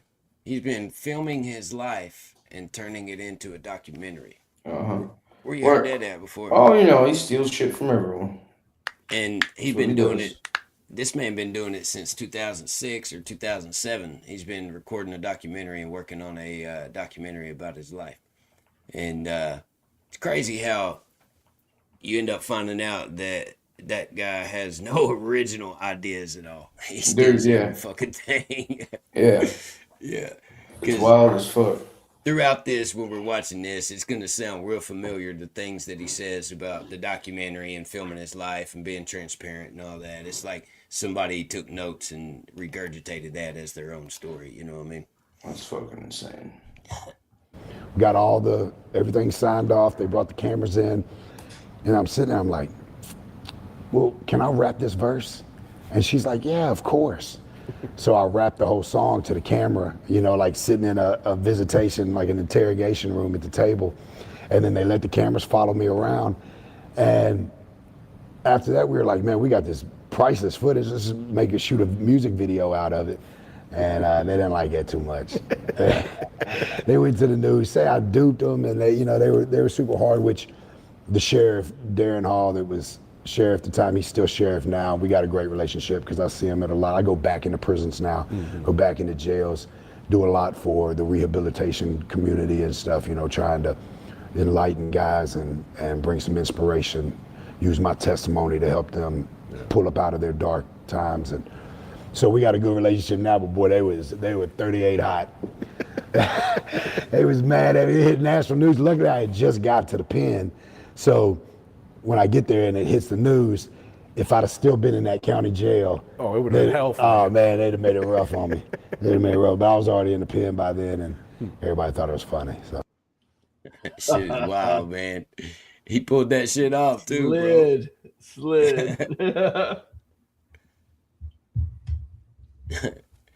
He pulled it off, man. And you can go watch it today, man. If anybody in the chat ain't seen it or whatever, it's called Black Curtains. Struggle Jennings, Black Curtains. It's a music video, and he shot it from inside the jail, man. It's fucking legendary. That made some news, bro. They started talking about that shit. That's way more legendary than Jelly going and kissing ass to the fucking sheriff in Flint, Michigan, of all fucking shitholes. And then being like, yeah, JellyRoll came to the county jail and fucking, he's just like, he fucking sucked the sheriff's dick to get in there. Like, that ain't fucking, there ain't nothing gangster about that. Like, oh, good, you're friends with the fucking cops now. Hell yeah. Struggle's like, yeah, I'm gonna fucking sneak these fucking cameras in here, fucking shoot a video, get the fuck out of here for these motherfuckers figured out. And these motherfuckers can relate to that. You got Struggle sitting here talking about how he got busted with 200 keys and 300 pounds, and he was fucking Waylon Jennings' grandson, and all the fucking how his dad and the story about his dad and all that, and the story of his mom. I mean, that's a strong, powerful fucking story. And for him to go to these prisons and be like, look, man, I used to be just like you, and you can turn it around, and it's inspirational and powerful, bro. It actually carries some weight coming from somebody like him. You know what I mean? Big time. And you know what I just realized too? Remember how, I'm not trying to like bring it up, but I mean, we already said something about it. But remember how at first the fucking Agent Up Church was all, I'm an outlaw shit, outlaw, kind of like that Hickerbilly shit. He was sitting there like, outlaw shit. And then Struggle started getting more notoriety and shit. And he was just like, I'm an outlaw too. And now he's like, fuck you guys, you're all fucking outlaws. I'm hanging out with the feds. I'm calling the FBI. Like, it's just some wild shit. Yeah, I remember he even went so far as to shoot that video. What was it, Desperado? When he had the MC there, where Skylar and Bill Yeah, man. He Black fucking guys. yeah. Yeah. I already know. There's a story There's behind some that. there's a story behind it. We'll find out if that's a story that is something that's discussed publicly or not. Gotcha. Yeah. It's interesting. Oh yeah, it's fucking hilarious. Oh, shit. That led to the bigger picture. I tell this story a lot, and I don't ever want to beat it up, but it's something so small. Yeah, check this out. Imagine you in prison and this man looking the way he looks and sounding the way he sounds and acting the way he acts, whether you heard of him before or not, and he's about to tell you this story that he's about to tell, man. It's pretty fucking powerful, bro. You got to be able to relate to it if you've ever done some real time and been in there for some months or maybe even years. You can relate to what he's about to say. This shit is wild. Check this shit out. But it was so impactful. I called home one time, and my daughter was 5 at the time, and she was crying because her brother and sisters hadn't ate anything all day, and her mom was passed out high. And it was like 5 in the afternoon. And so I had to get her to go through and find something in the cabinets, and I had to teach her how to make macaroni and cheese over a jail phone so she could feed her siblings. And something that we take for granted, or don't even think about, a box of macaroni and cheese. But for that 5-year-old girl in full panic mode, learning how to make macaroni and cheese from her dad on a jail phone because her brother and sister are starving, it was one of those moments, man, where I was like, man, this can't be how the story ends, man. They don't deserve this. Being a dope boy for so long, you think that your crimes are victimless, right? I thought that I was doing all that for them. So I'm like, okay, I did all this bad stuff for them to feed the fam. Let me try to do something really for them. I claim I die for them, but can I live for them? Damn. I claim I die for them, but can I live for them? That's a line. And this man in jail calls home. His 5-year-old daughter answers the phone, and she's freaking out, panicking, because her siblings hadn't ate, and her mom was passed out on dope. And he had to talk her through making a box of macaroni and cheese to feed her siblings when she was 5 years old, bro. From the phone in jail, he had to do that shit. Could you imagine how hard that is as a man and how helpless you gonna feel being on this fucking phone where your baby needs you, dude, and you can't fucking be there for her? That'll change anybody, man. If you still are a piece of shit after that, then fuck you, bro, because that's some life-changing shit right there, man. That's a powerful fucking statement right there. Good Lord. Could you imagine, bro, having to teach your daughter how to make mac and cheese to feed her siblings at 5 years old over a jail phone while her mom is passed out on dope, man? Fuck that. But yeah, he said, look, man, I say I die for him. What can I live for? He's out there selling dope thinking that his actions aren't really hurting nobody. He's just making money, hustling, but he's hurting the people that he loves the most, and he don't even know it. You know what I mean? Crazy, bro. Now, this is respectable. It ain't, oh, I've been to prison, I'm a badass. It's, look, man, I kind of went to prison one time, and it made me who I am, and I'm not proud of it, but I learned a lot. And I don't encourage anybody to take the route that I took. That's admirable shit, bro. Real motherfucker. And I hit the ground running. I stripped down every layer. I lost 150 pounds. I went in there and got rid of all those irrational beliefs that we were embedded with as young and in the streets and thugging, and I had to relearn, and reteach myself new values, new ways of thinking to challenge my old ways. Otherwise, I'd have just kept ending up in and out of there. And thank God that I did, because now my kids are going off to college, man. They're doing great. They're all straight A students. And that might not have been the reality if I wouldn't have made that decision. Because when I came home, they were in foster care. Then they lost their mother to a drug overdose. If daddy wouldn't have came home and got his shit together, who knows where they would have ended up or what their life would have looked like. Damn it, man. He had no choice, man. He had to. He had to. And thank God he did, man. Thank God he did. For his sake, for his kids' sake, for all of them, man. That's admirable shit, bro. That's a real motherfucker right there. Hell yeah. Tyler Dap King said, I finally got my songs posted to YouTube. Hell yeah. I'll check it out later. Stories one worth hearing. Hell yeah. Kicking ass, so proud of her. Yeah. And when you came home, did you have like a solid support system around you that was pushing you to do better, to not go back into your old ways? Now, this is after he did 5 years in prison. And when he got out, he was on probation or parole for 9.5 years. And he successfully completed that and got everything taken care of. But he did 5 years. That's a long ass time of parole. Holy shit. Yeah. Well, he was sentenced to like 15 years and then 58 months run concurrent. But yeah, fucking he had to serve 5 and then he did almost 10 on parole. That shit's crazy, bro. And everything? I had a handful, you know, like.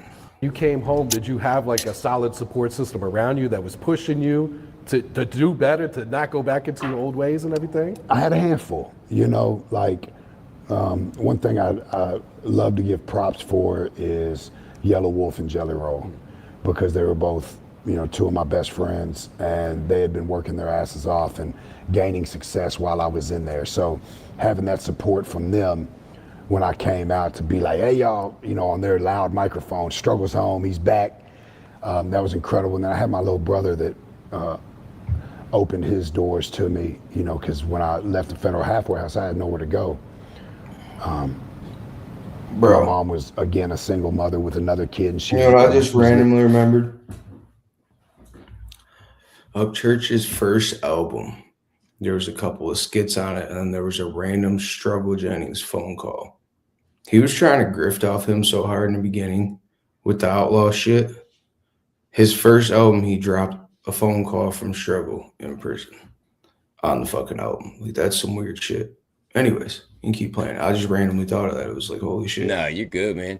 He remixed Traveler and had Struggle and Tom McDonald on it. Yeah, I remember that. It's actually not a bad song. Struggle does a lot of stuff for like all the people all the way down to the top. He's always out there working. I feel like he did another one with him too. I remember when he first came out of prison. From the West Side. Oh yeah, West Side's dope. That's a badass song. But was Roman night. I remember what he's talking about whenever he first come out of prison, and JellyRoll and Yellow Wolf was there to help him. But JellyRoll was still trying to make a name for himself at the time, man. And that's when that Sobriety Sucks album came out, around that time. They hadn't done any Weather and Willie shit yet or anything, but Yellow Wolf did an EP, a Struggle EP. It had like 5 songs on it, and he put it out under Slum American to kind of give him a boost when he first got out of prison. And fucking next thing you know, JellyRoll passed Yellow Wolf up and ended up bringing Struggle and Yellow Wolf both with him and shit, man. But yeah, when he first got out of prison, Mass Bomb was this record label that he'd been fucking with way back in the day, and they were there for him. They were the ones that was recording the documentary and shit. And then, of course, Yellow Wolf and JellyRoll and his brother. He was sleeping on his brother's couch when he got out of prison, man. Damn. Talk about a come up. Yo, Tennessean was the other one. But you know what else is crazy? When I put in Upchurch Struggle, so the first one's Travelers. The second one is West Side. Then there's an ad, and then Tennessean, and then fucking we're on there next. That's wild. That's some crazy shit. Whoops. Got into someone's algorithm. Yeah. Living out in Arizona by my grandma, so I didn't really have much family here in town that were able or doing right. But my little brother opened his doors for me, and I slept in my brother's basement with an ankle bracelet. And you know, now a couple years ago, I bought my family the biggest house we've ever stepped foot in. Amen, brother. Amen. Hell yeah. Bought the biggest house his family ever stepped foot in, man. And that means it's bigger than fucking Waylon's house that he had back in the day. Man, you know what I mean? Like, he's doing the damn thing, bro. And he's got that track that sticks out to me just real quick, where he's talking about like just shooting the breeze, and he's out on a boat with all these honeys, and he's like singing all relaxed. I was like, dude, Struggle's living the life, man. Yeah, Struggle dope, man. He's cool. Yeah, he's as cool can be. How did you and JellyRoll first link up? Were you guys like in the school together? Did y'all meet on some music? Yeah. It was I was out selling CDs on the street in Nashville, promoting a little show that I had at this little club, and he was hosting a freestyle battle and selling CDs out front of BB King's. And we literally met. A friend of ours introduced us, mutual friend, a guy I'd been locked up with, introduced me and Jelly, and we just clicked, became best friends, and 25 years of a crazy friendship. And what's it been like watching his career skyrocket these past? It's been amazing, man. You know, I can't say it enough, just how proud I am of him. You know, that kid slept on my couch for years. I watched him sacrifice it all for the dream, and to watch it come true with when a lot of people never thought it would. I always knew he had it, and I always pushed him to never give up. But, you know, he was just a big old white kid from the hood with a dirty white t-shirt on, you know, and now, I mean, he's one of the biggest things on the planet. So beyond proud of him. Yeah, so in case you didn't catch that, JellyRoll used to sleep on his couch. Damn. I heard JellyRoll put that in a song. Yeah, man. Can't remember what one it was. I've heard him talk about it in a couple songs. I don't remember which one it is either, man, but I know what you're talking about. He's mentioned it a couple times. Yeah. Sleeping on couches. Sleep on couch. I'm trying to remember what, man. Yeah. Yeah. Is it Train Tracks? It might be. It's that one or the fucking no, it's not that one. We're just driving in the car is what I was thinking of. Yeah. Hell, I don't know. There's so many, bro. But I know what you're talking about. I think it is Train Tracks. Yeah, that speaks to what kind of man he is, though. You know what I mean? Fucking, yeah. Can't say enough good things about Struggle Jennings, bro. I'm sure it's motivating to you, too. Oh, for sure. You know. Don't say that. You're being investigated now, too. I don't give a fuck. Investigate these nuts. Yeah, that shit was crazy, dude. Like,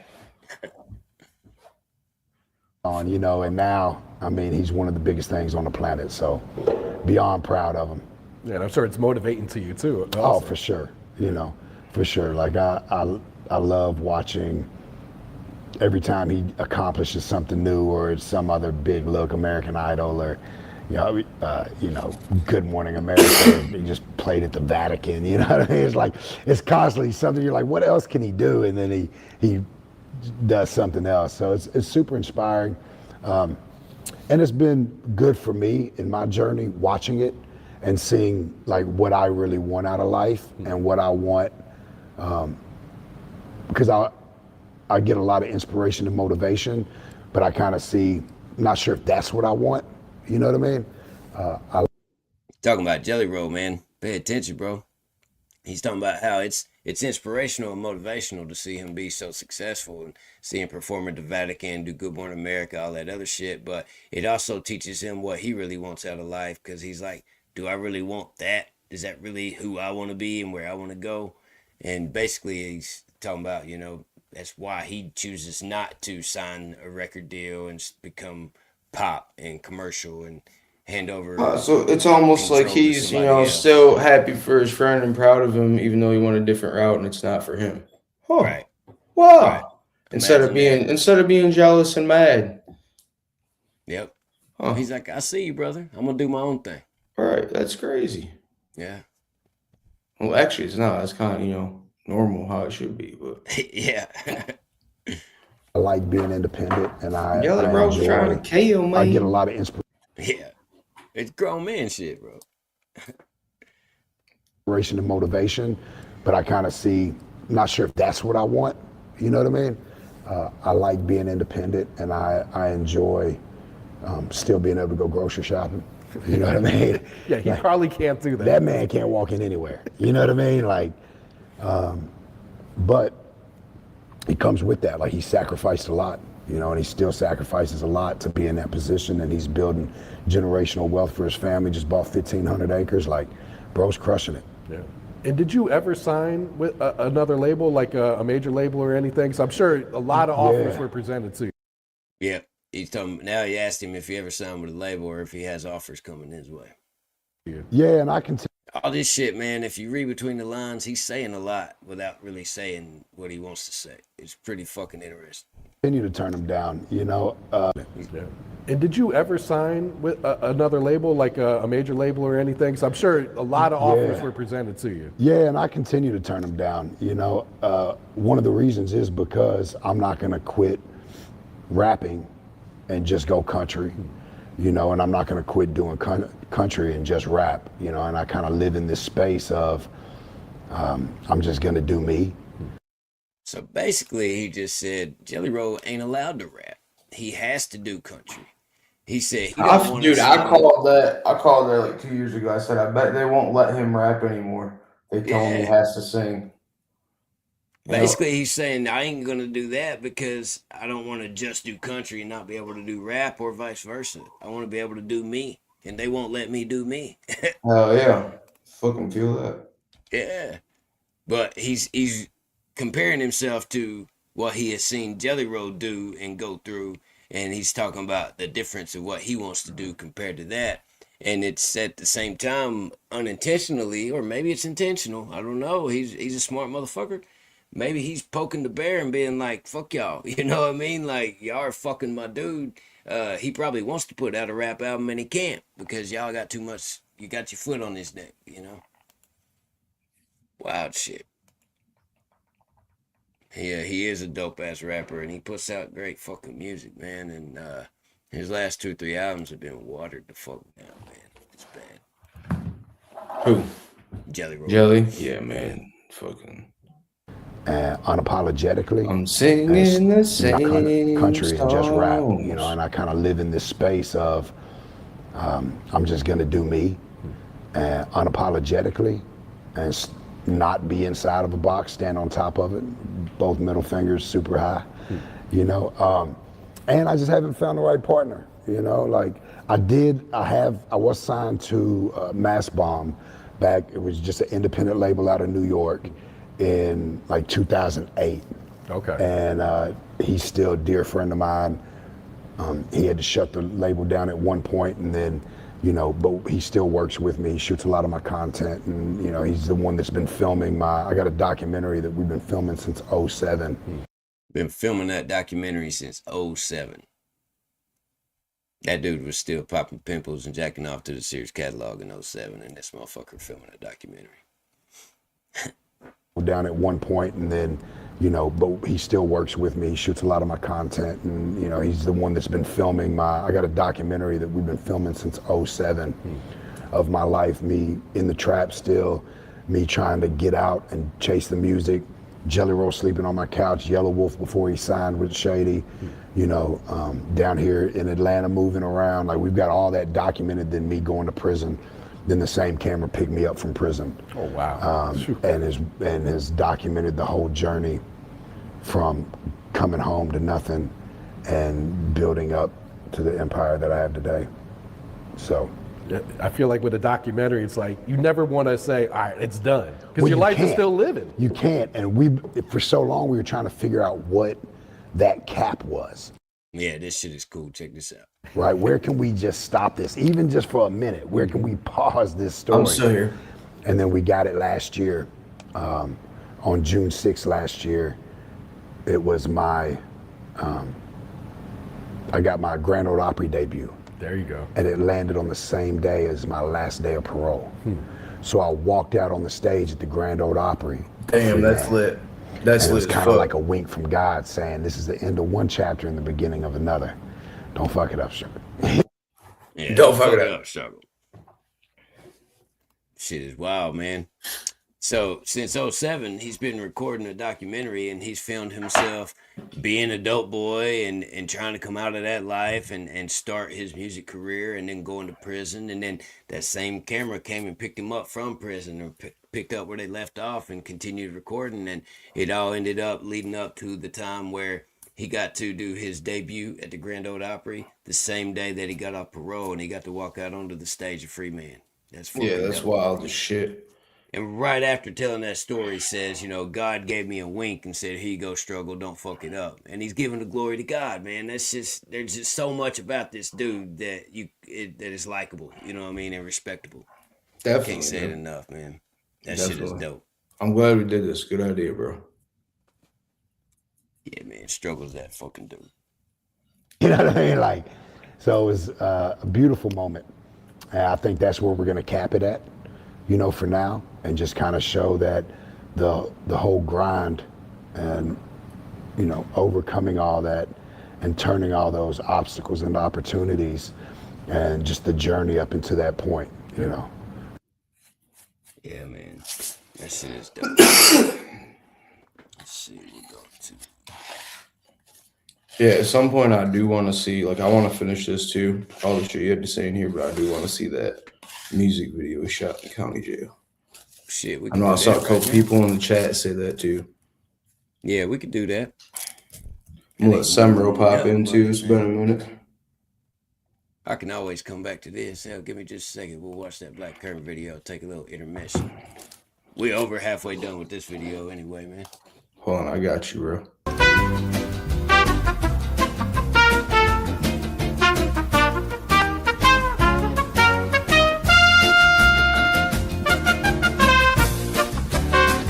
Time to clown around, Joker style. And I'll make it a point to be where you're at one day. On God, I will. I bet you. I'll catch you at the right show, at the right opportunity, and ask you, hey, you gonna respect me? No. Hey, you gonna respect me? Ain't shot in hell. Man. I've been saying that shit so much, and like it's like motherfuckers that don't have a clue what it's about. Respect me? It's like, hey, you gonna respect me? They just look at you fucking weird. I'm like, all right. Then you gotta explain the story, you know what I mean? Like, yeah, that shit's hilarious. Dude. Did you send the link to Simro? Yeah. Right, cool. Cool. Yeah, here we go, man. This is Struggle Jennings featuring Waylon Jennings and Jesse Coulter. Black Curtain. Oh no shit, Jesse did it too. Hell yeah.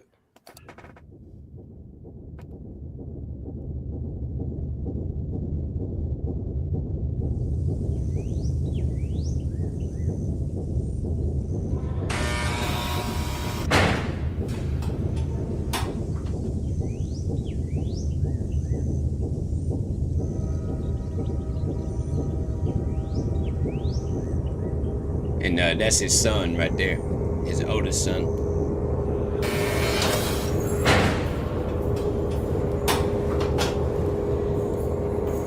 Look at this shit, bro. They really in the county jail, man.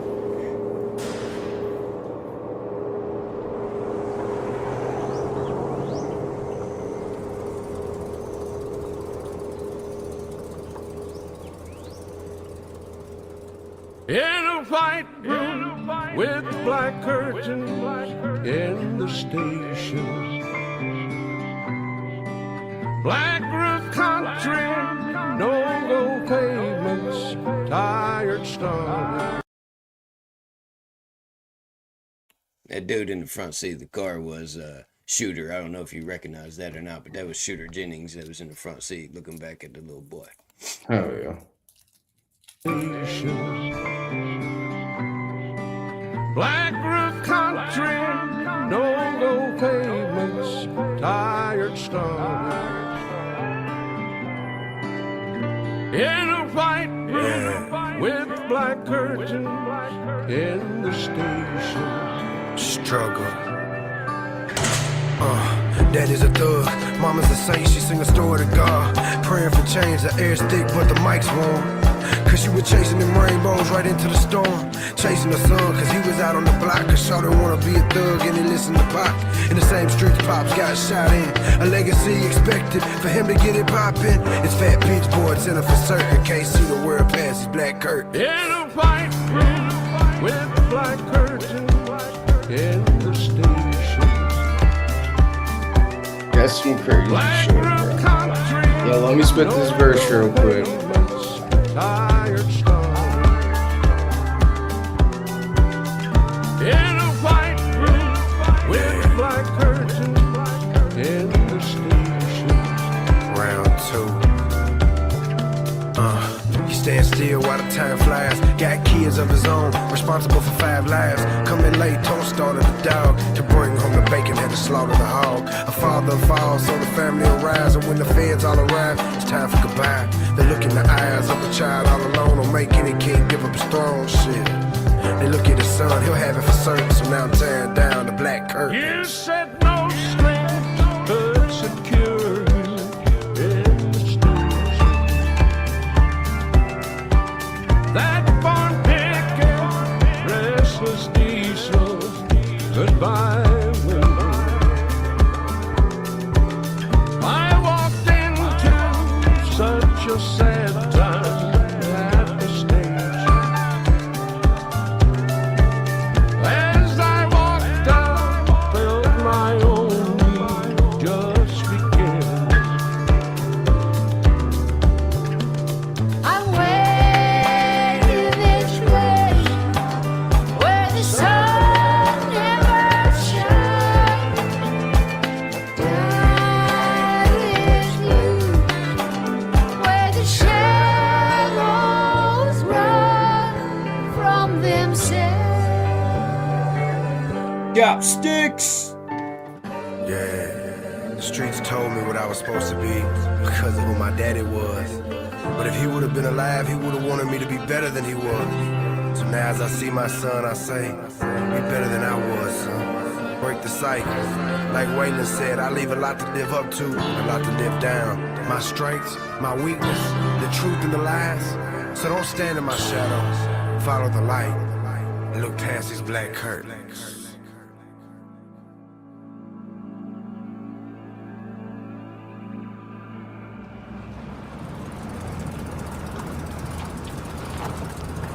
Dirk of bleach in the house.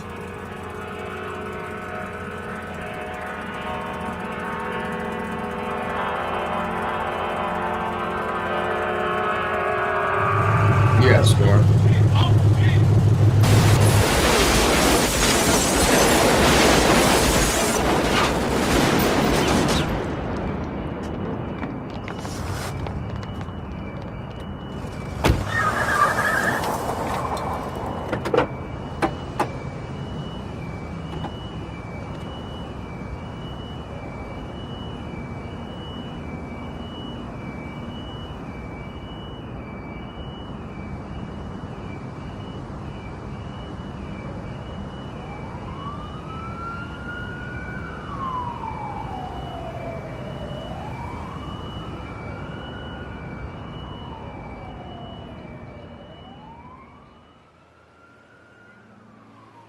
Oh shit. That's fire. That's art. Even back then, man, sending a good message. His son could have picked up that bullet casing and chose the gangster life, but instead he left that shit on the ground and ran away and said, fuck it, I'm going straight. Hell yeah. I mean, the symbolism there, you know what I mean? Doing symbology. Oh, church is gonna be in here like, dude, look, the bullet. Man, see, he was saying JellyRoll was gonna kill me. See, that's the bullet casing they're gonna use. But I'll just fucking, dude, ever since you brought it up, like, I'm watching the shit he's saying, I'm like, damn, that fag really stole a lot of shit from Struggle. And it's just like, yeah, man, I'm just like him. It was Struggle and fucking Deerdorf, man. Super gay. He looked up to a lot of people around him, man. And that's cool, but no, you know? yeah, that's the not cool part. Trying to be like them and trying to do what they do and shit, you know what I mean? That's the weird part.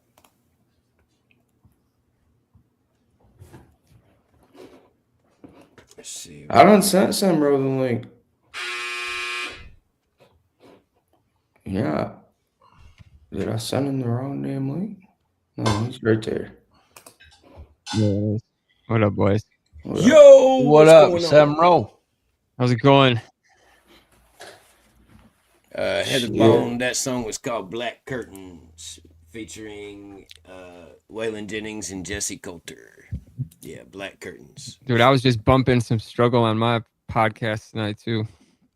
Let's go. Bro, this fucking interview we're watching, it came out like 12 days ago, and it brought back so many memories from back in the day and shit. Right. And that's what inspired me to do this episode and kind of Dude. talk about, you know, the originality of Nashville rap and where they Hell all yeah. came from back in the day and shit. And you gotta hand it to Struggle. He Yes. fucking damn, And JellyRoll was a really good rapper back in the day, bro. It's crazy. Yeah. Like I was just going Fuck back yeah. on some of both of their shit. Like that song Glitter, bro, is like where he's Yeah. with him and dude, all those songs. And then with that song they did with Caitlyn, like We Need God Now, like bro, that Yeah, song. God, we need you now. Yeah. I swear to God, I just bumped that. It brought tears, bro.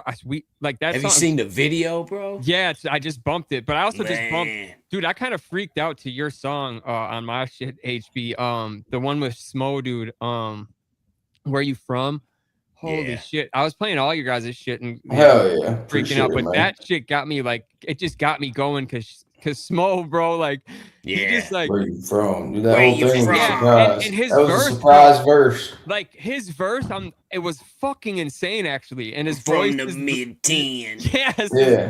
Cowboys, I just- Cow farms and pig and pants. Yeah. HB, I really starting to realize how underrated you are too, bro. I'm like that ass, bro. He's not I underrated. appreciate No, it. no, man. not like that. But like, bro, you're for an up and You comer, underrated him. bro. No, I don't mean it like that. I just mean like maybe on People, my you're radar, right. People give him shit, bro. You're right. Yeah. but, like people give him there's no, shit, just yeah. a certain because like you have, dude, your style is super unique too, and that's something I really respect. Like you Yeah. have it's him. completely your own style. You know what That's I'm saying? right. He ain't trying to be nobody else. And bro, that one song, that remix, what the fuck is it called? Get Lifted or whatever, bro. You're in the barn, getting. Oh, the fucking, yeah, the Bro, Shabuzi one. Dude, you killed that shit, dude. Hell like, yeah. I Dude, fucking Sam love Rowe it. was showing off appreciate his it, man. house today with the Hickerbilly shit as his theme, bro. Yeah, I had it as the music in the Hell background. yeah. Hell yeah, bro. That's I lit. see you, brother. Hell yeah, dude. Oh, Fuck you yeah, noticed man. that? I Fuck yeah. appreciate the love, bro. For real. Yeah. Appreciate it. Yeah, bro. It's just you deserve to have more subs over here, bro. And like I'd like Oh shit. I have a lot. I'm fixing to start dropping music again. That's a big Yeah. problem. I I'm ain't gonna dropped start nothing in a trickling minute. a lot over here, bro. Like I mean, it'll be slow, but I'm gonna start like because dude, I took way too long off and let my channel kind of die out for a little while actually because Yeah. I was monetized for a few years, making decent money. I'm not gonna talk about all that, but like and this last year in 2025 was bad for me. 2026, bro, I'm just being consistent, getting back to it. Do your And- thing, man. Hell yeah. Well, Hell yeah, yeah. hopefully it'll help everybody though, you know, like I'm trying to do a cypher in country rap, bro. And then I also want to bring people on for interviews, start having freestyle just because I think there needs to be a little bit more competition in country rap, dude. You know, because it's a sport like anything, there should be competition, not like dissing necessarily, just people pushing each other to you know, go harder, you know? Dude, a cypher would be so fun. Hell yeah, and that's what Yeah, yeah. anybody could get out. But like we could do more than one. That's why I start to get that something like that started. You know, we're like, and I was thinking it could be done on my channel, whatever, but don't have to be. But like we could start it. I don't care. I just want to start that shit. I'm a producer. I got beats too, dude. I got this fire ass beat I wanted to start it with because like it's like one of my favorite beats. You heard it, Wisco. The beat's fire, bro. It's just Yeah, Trippy wanted to go on the other day, so I had to Yeah. get him on through their Discord. It was a Yeah. whole fucking thing. well, Trippy was drunk, bro. You know that night. So, but Trippy's no, awesome, he man. wasn't. Yeah, I don't know. He told me he was No, it was drinking, the but. Holy Ghost. But I love Trip, man. Trippy's awesome, dude. And yeah, I'm gonna get him. I got a whole EP I'm dropping, and I'm not trying to promote it here, but like I haven't dropped music in a while. But I've been playing a lot of my old music on my live, and people have been liking it. And I just got a lot. I realized I haven't dealt with some shit in life already, like, and so it's gonna be like pain music and real music, and I'm not just doing that for it. It's just what I need to do for me. So, but I got some fire coming. I got this 32 bar video. I'm gonna shoot a video with like a hanging mic kind of thing. And just to show people what I'm coming with, this is just some hard shit, not some like deep shit, you know.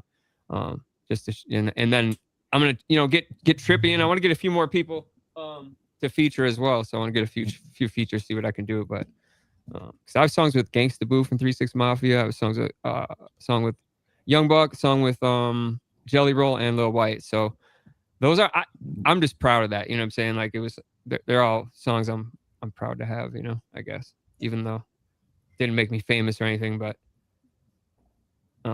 just proud to have those tracks, especially the Gangsta Boo one with her being dead. You know, so yeah, hell yeah, man. I mean, that's a big moment for you. You know, yeah. I ain't mad at you for it, bro. Oh, there's a lot I'd be proud of that, you know? Yeah, I mean, it's just weird when me and my crew are coming. I just feel like we all should have made it, dude, in a way. And like, it's just, there's something in the air, and I don't know how to explain it. Just in Milwaukee after Cuckoo Cal, and it's just hard to explain. So ain't no white boys coming out of Milwaukee and making it too big, bro. No, bro, and yeah, it's a kill or be killed city, bro. It's not very people don't work together like that, you know, where they should. Nah, you know? You're gonna lose your feature to a crack rack, bro. Here we go. 9 Bro, times out of 10. Man, fucking, I don't know if I would want to be any further along than where Struggle is, or maybe even a little behind him. You know what I mean? Yeah, I love her. Yep. Like what he said, where he don't know if he wants that. Talking about the fame and success that goes along with being somebody like JellyRoll and being one of the most famous people that there is on the country right now. You know, there's a lot that goes along with that. That would be stressful. Dude, bro. Being in the music industry, period, it's a dog eat dog, fucked up fucking world, man, and it takes a certain type of motherfucker to be able to move. I gotta ask Hickerbilly right now, how famous you plan on getting, kid?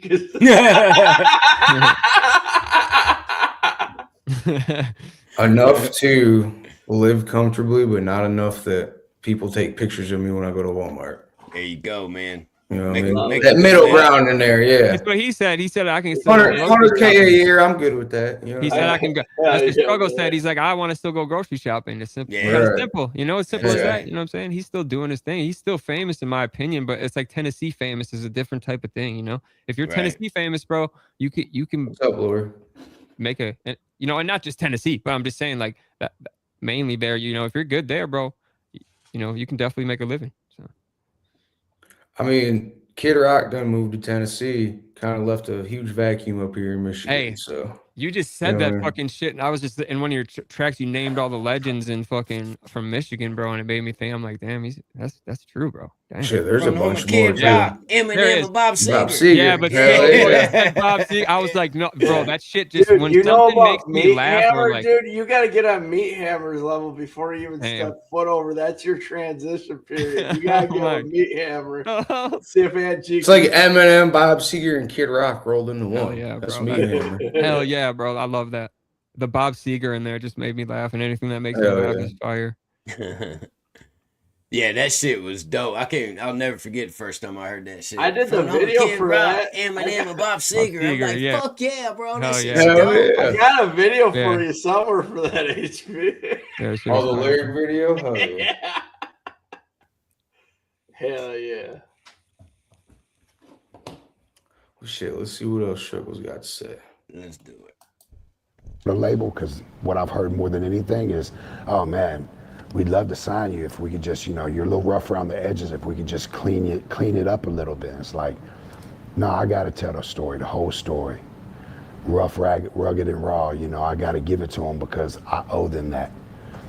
So once again, is he saying that JellyRoll can't do that, and that's why he don't want to sign to a label or whatever? I mean, it kind of sounds that way, He's been comparing the two and using parallels about JellyRoll's career, and he's saying, I want to give it to him all the way raw, and give it to him real. It's like you found your Yeah, I mean, purpose. that's what it sounds like. Yeah, and I love it. You can't like true success is finding a purpose and making ends meet, doing what you love to do. Like what? It's got to be no better feeling than that. Yeah, man.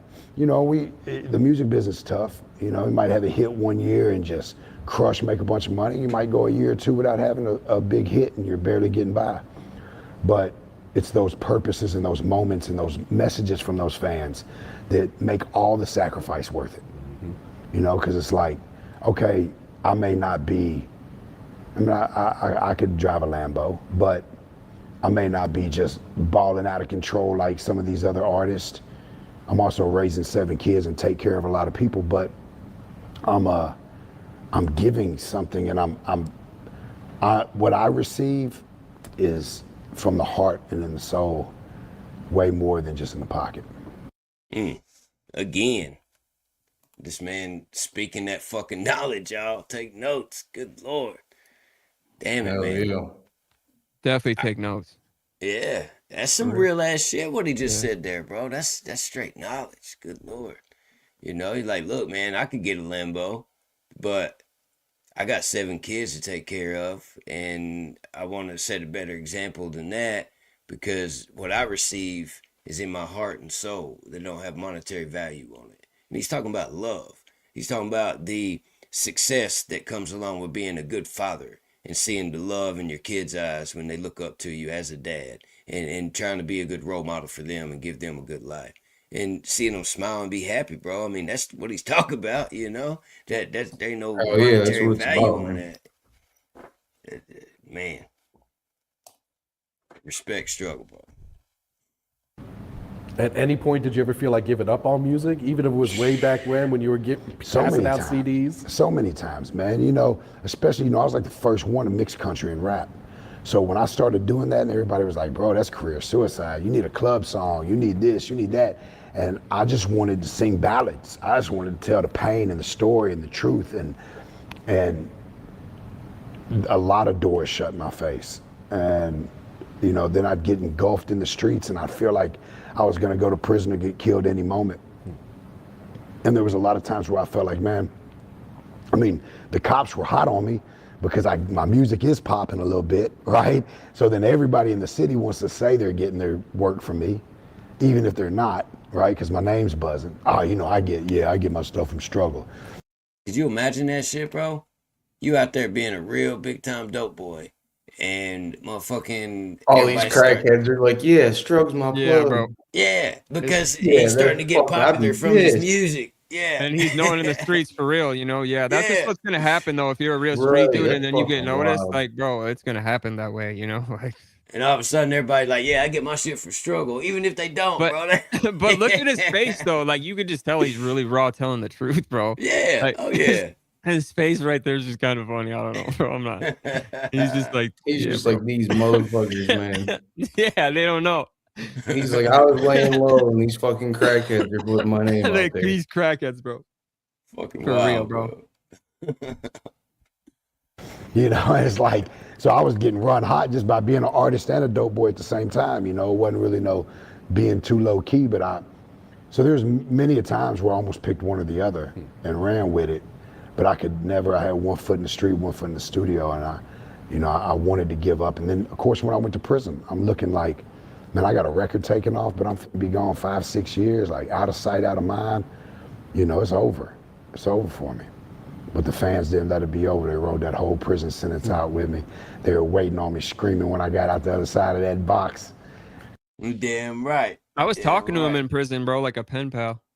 No shit. I swear to No God, bro. shit. Yep, I swear to No, God. I believe you. He actually talks about it in this interview. Talk about how much fan mail he got while he was locked up and shit. Yeah, he actually wrote back to me and shit, bro. But Hell yeah, that's dope. yeah, it was dope, bro. Super dope. He was so like, dude, like it was actually like, cause you could tell he gets a lot of fan mail, but it was actually like he actually read your shit personally and got. It wasn't like he was just, you know, signing autographs, right? You know, and just going through it and saying the same thing. No, he like actually legitly like what from his heart was thankful, bro, because he didn't have anything else, is what he explained it to me. Like, it was cool, bro. Real cool. That motherfucker, of course, like, it's a weird type of respect you have for somebody like that you've actually, you know, I guess talked to. It's different when it's in person or on the phone, I guess, but still, you still feel a connection through letters, man. And he even uses that as another like lesson moment in this interview and shit. He's always fucking giving like priceless fucking quotes, and there's morals behind what he's saying and all that other shit. But he talks about how when he was locked up and he got so much fan mail that there was people that he was friends with that didn't never get any mail. Nobody would write him and shit. And so he would give them a bunch of his fan mail and let them open it with him and sit there and read it together and all that other shit and make them feel like they're a part of it. So that way they wasn't sitting there feeling left out because they didn't get no mail and shit. But not only that, you know, his mama He's like his mama felt like she had failed whenever she seen that he went to jail. Yeah. And he was like, you know, Mama, I'm getting stacks and stacks of letters in here every single day. That's what you need to be proud of instead of being disappointed about me being in here. You need to be proud that your son's actually doing something and making a difference. And I'm getting letters left and right, and I'm getting all this shit going on. So he even uses that as a lesson moment. It's so crazy that like, because I've never heard like that interview you're talking about, because like you're talking about all of that as I was one of the people that wrote to him. So it's kind of crazy to hear that he spoke on all that shit. You know what I'm saying? Yeah. And like, I was just a small part of it, you know, but like, you know, I still know exactly what he's talking about. Cause like I said, I was super surprised that he even hit me back. And then with what it was even more impressive. So yeah. Right. Yeah, man, he does speak on it, man. You could tell he really appreciated all that. Yeah, I did not even know that he spoke on that ever, bro. That's cool as fuck. Yeah. Did you get a lot of fan mail during that prison sentence? If you ever bump into somebody that did time with me, you ask them about the struggles fan mail, they would literally sit over there and bet on what states mail would be coming from. And I'd have this big old stack, you know. I had a couple of homies that didn't get much mail. I'd be like, shit, help me crack these open. Let's read them. Yeah, let's read them. Like, and so it was a beautiful thing. It's what got me through my prison sentence, and it's what drove me to be better as well. You know, not only all the stuff that my kids are going through, and but getting all this mail in prison. You know, I say this little speech on stage a lot of times. You know, my mama felt like she failed because I ended up in jail. But then I had to look at her and go, Mama, I'm getting hundreds of letters a day from people saying that my music changed their life or is getting them through tough times. You want to take blame for something, take blame for that. You know, like your son ain't just a complete failure. You know what I mean? Like, I made a lot of bad decisions in my life, but we're making it right. See what I'm saying, man? Yeah. Yeah, that's crazy. You should have just let it play. You literally like quoted what he was just about to say. Yeah. That's all good though. I didn't realize that I was at that part of the video either, man. It just kind of clicked. It was like repeat. Yeah. No, it all happened for a reason. It's all kind of crazy, bro. Like when I think about it. Yeah, because I swear I didn't know that's what was coming up next. I just remember that part of it, you know. Oh yeah. That's just wild. No, it's funny. So. Outlaw shit. Yeah. Do you remember creating this song? Like, oh yeah, I cut it here in Atlanta. Okay. It actually just came up. I was doing an interview and I was like, man, that's crazy. I cut that at Patchwork. Okay. So yeah, he's gonna talk about the creation of Outlaw Shit now, which is one of my favorite songs. I've been playing with the country and rap for a while, but I was here in Atlanta doing a record with Drummer Boy. I did a handful of songs with Drummer. I was recording it Patchwork, and then I went on to Tree Sound to record. But, you know, I was really living that life, really moving keys and running from the police and fighting the case. And so that's kind of what most of my music was about the trap. And I was kind of doing, you know, Rick Ross, Jeezy type mid-2000s rap. See, he even admitted, even back then, he was doing that damn dope boy rap, you know, what was popular. Even this guy was doing that shit. Yeah. But I would mix these country songs, and like I recorded Outlaw Shit in 2008, didn't release it till 2010. Oh, really? Because everybody was like, bro, that's career suicide. You can't do that. You're like, you can't mix country and rap, bro. Like, ain't nobody gonna take that serious. And so I had that song, released the song, then released the video the day the feds picked me up. Really? And then had to sit in prison and watch the numbers go up, up, up, up, up. And killing you probably. Yeah, we just got confirmation that it's double platinum. So congrats on that, man. Hell yeah. And how did Wolf end up on the song? Was he there when you recorded it initially? Yeah, we just became good friends. Jelly was doing a year in county jail for a charge that he had got caught, and I was in Atlanta just trying to make it make sense, you know, and figure it out. And met up with Yellow Wolf because they were doing a movie about my life. They were wanting to do a movie about my life. And they were looking for somebody to play me in the movie. And so they introduced me to Yellow Wolf, and me and him just clicked. Now, Yellow Wolf is a cool motherfucker, but I don't see him playing Struggle Jennings in a movie. They don't look nothing alike. Yeah, They that's don't weird. act nothing alike. Yeah, that'd be That weird. They're shit's wild. way different. Maybe Yeah. his sunglasses. That's about it. And especially back then, because you saw the Black Curtain video we just watched. Struggle was kind of chubby, man. He was big Yeah, back in the it was day. very You big. know what I mean? And Yellow Wolf was always super skinny, and their Yeah. styles too are way different. Way different. Yeah. Yeah. But they've always had a mutual respect for each other, man. Yeah, and maybe they are more alike as people than we know because like they met and then they probably are kindred spirits in a way type shit. You know what I'm saying? So But if I'm casting a movie and I'm trying to find somebody to play the role of Struggle Jennings, I don't Yeah. think that I'm gonna pick Yellow Wolf. John Cena. I'm just kidding. Can't seem. Maybe the Mountain from Game of Thrones to get Yeah, that. that dude. There you You're go. right. You're right. Give, You're right. give you're him right. some tattoos and Oh, yeah. shit. Fucking, Dude, he rides it on like 10 Harleys at once.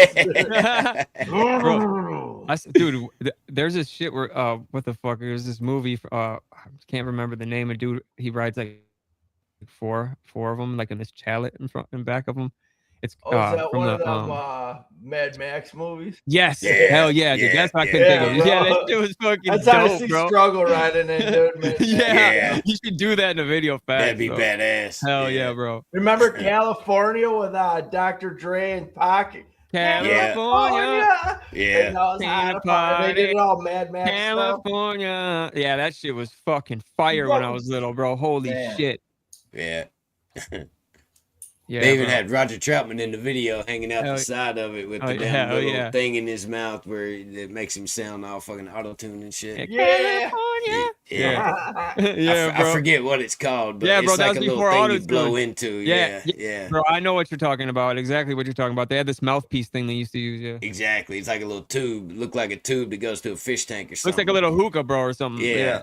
And you don't actually sing, you just kind of make your mouth makes Your the noise. motions Yeah, of yeah. what you would do, you know, blah, blah, blah, or whatever. Yeah. And then you play the keyboard that it's attached to for what key What you want key it you're to in? be Yeah, yeah, in. yeah. So Oh, your voice comes through for whatever key you press. And Yeah, that's how autotune works anyway, in a way. But I mean, it's Right. like that. But yeah, And that's why Zapp and Roger back in the day, that computer love, and the Yeah. way that they sounded all computerized yeah, and shit. yeah. That's And dope. that's why Dr. Dre brought him in to do that California love, and it sounds all computerized and shit. because And then the way the bow down and the Yeah. beat hits too, like that.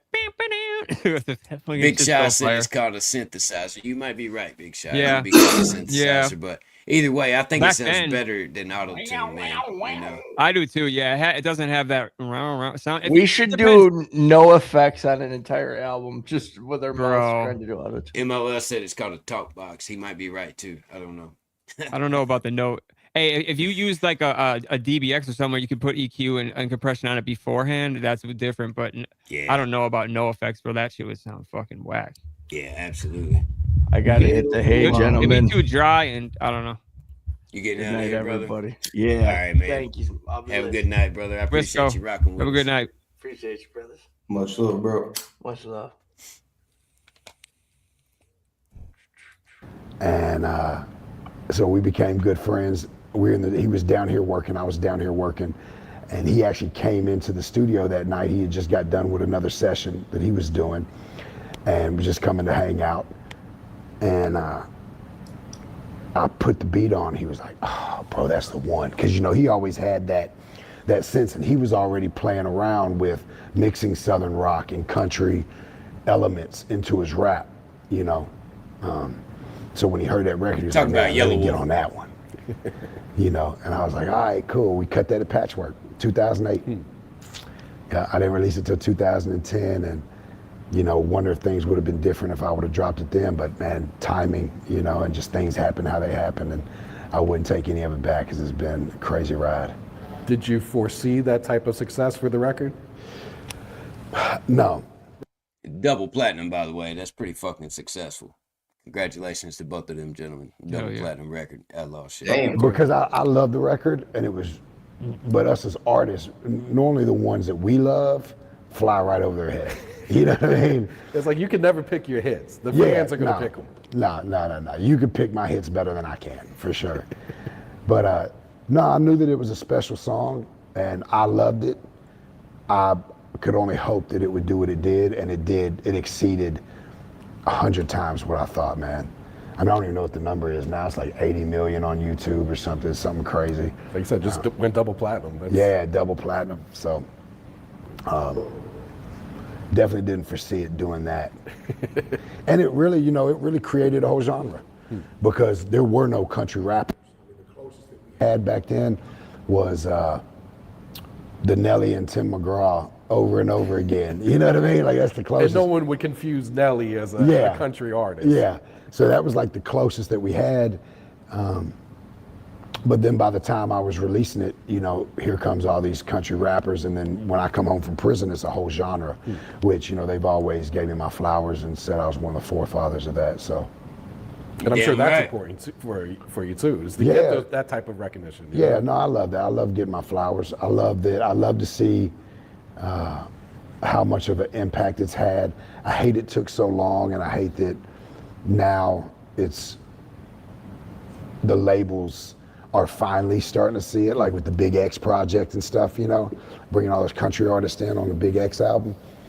And when we've been like pumping out these records, and Jelly had to go all the way country for them to really let him in the door. Jelly had to go all the way country. He said it again. For them to really let him in the door. Yeah. Damn. I wonder if he's gonna ever rap again. It sounds like he can't. I wish to God he would. I mean, we all want it.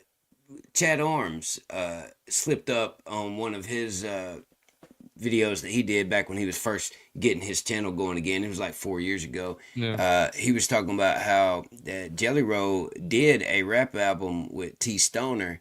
Then he had it tucked, ready to go, and he never did get to put it out because he blew up and ended up doing them country albums and shit. But he did one last rap album before these country shit started, and he never did release it. And it was produced by Stoner. And Stone Baby Sounds is the fucking man.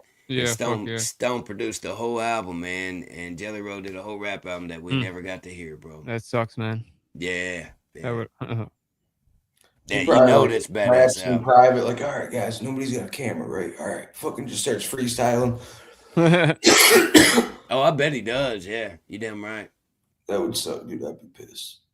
He's so dope as a fucking hip hop artist, man, and the fact that he can sing and shit kind of brings those two worlds together and makes it fucking even better. And damn, it's crazy sad. how like his singing works, bro, for his voice. Like he just makes it work. But it really makes song. For me at least, like some voices don't work for people, but his voice really works for me in a way when he sings. Man, it really makes shit hit for me.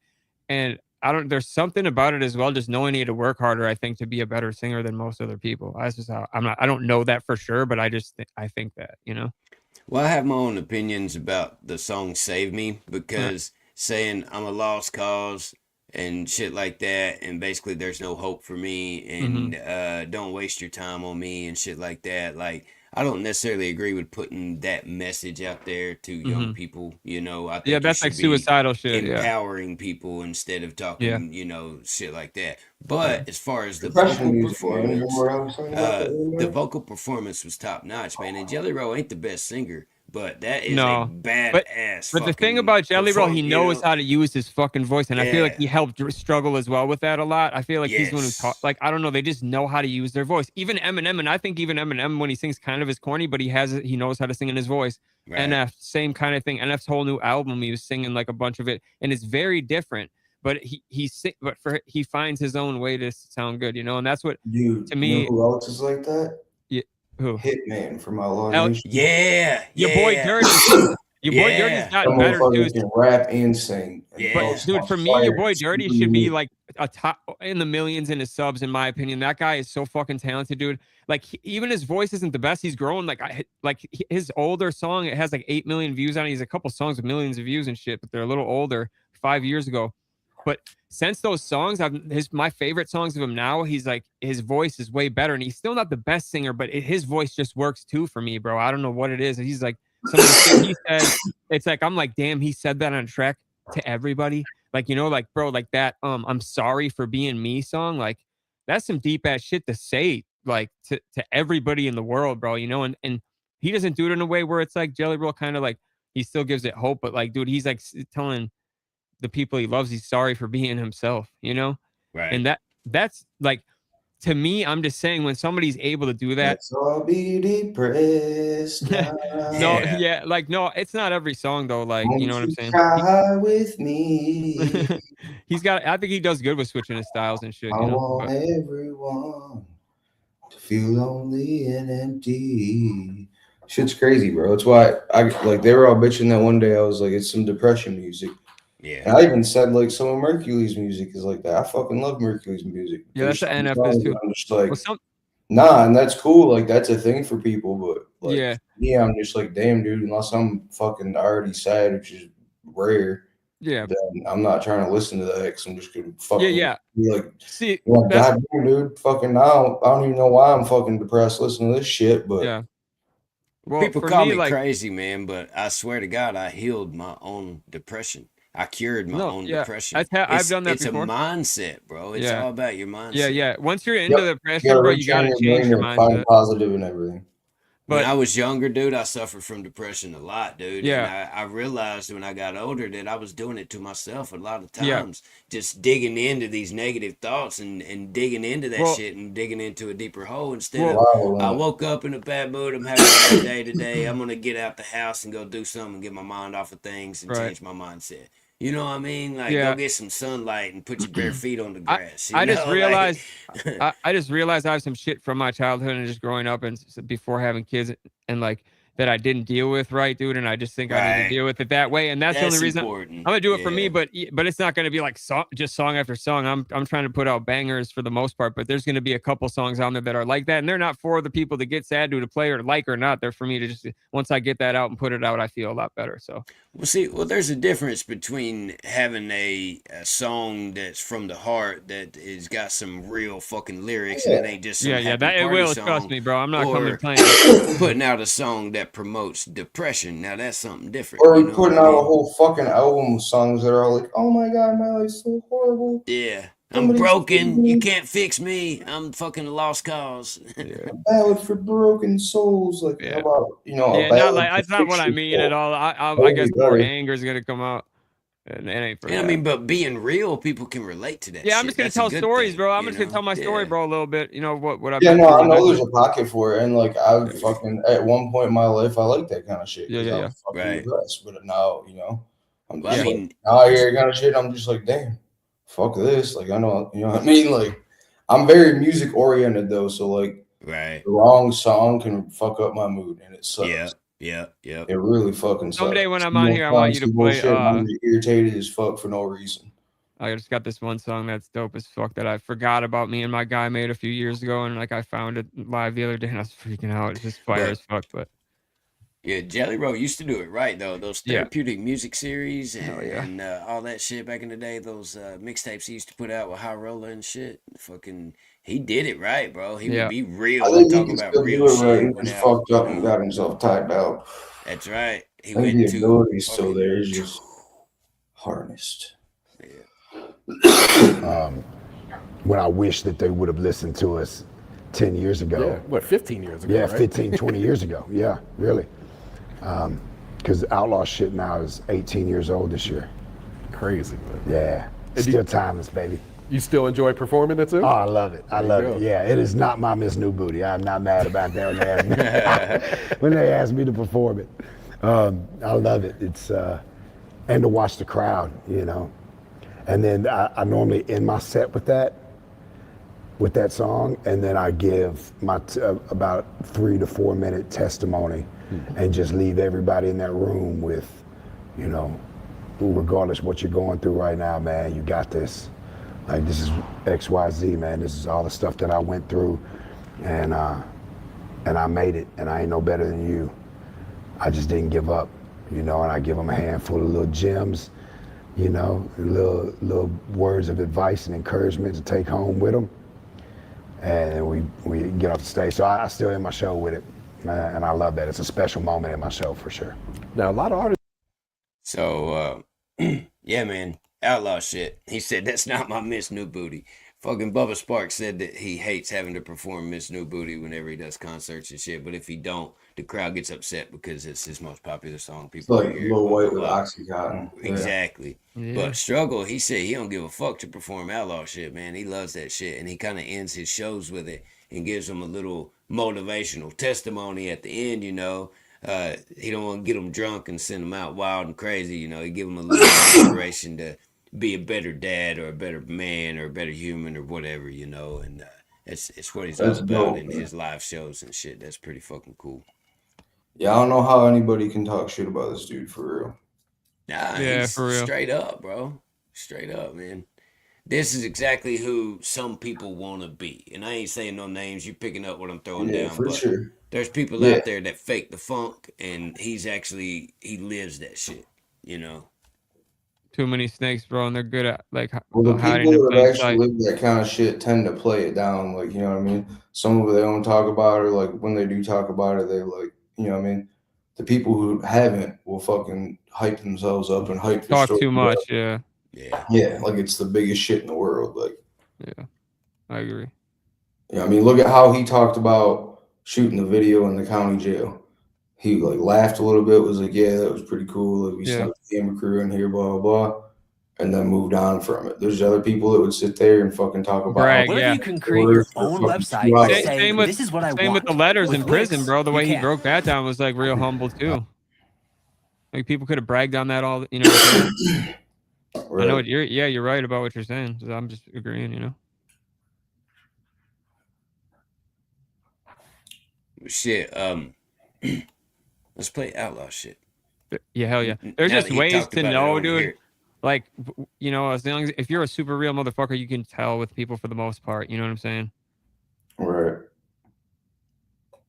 He talked about black curtains, and we listened to that. And he just Hell got yeah. to talk about outlaw shit. Because I forget we what should play. I've heard it. I just don't remember. Once I hear it, I'll probably remember the lyrics Oh, exactly. it's but- dope, man. And Yeah, it's I can't- featuring Yellow Wolf too. Oh, and, fuck yeah, bro. And Waylon Jennings. Yeah. You never. Well, hold up. Outlaw shit. Yeah, he's I've saying heard he it. don't remember. Yeah. Bro, Damn. I Yeah, won't not gonna. Waylon died like a few months after that too. Damn. Yeah. That dude that I was telling you about, the weird motherfucker at school, like I remember him. That was caught my attention. He was like, "No, that's Waylon Jennings." I've Jennings had son, to have blah, heard blah, it because Waylon like died after it, I was like, "Oh shit." Yellow Wolf and Struggle, I listened to them even before anybody really knew about like even before Yellow Wolf was signed to Eminem.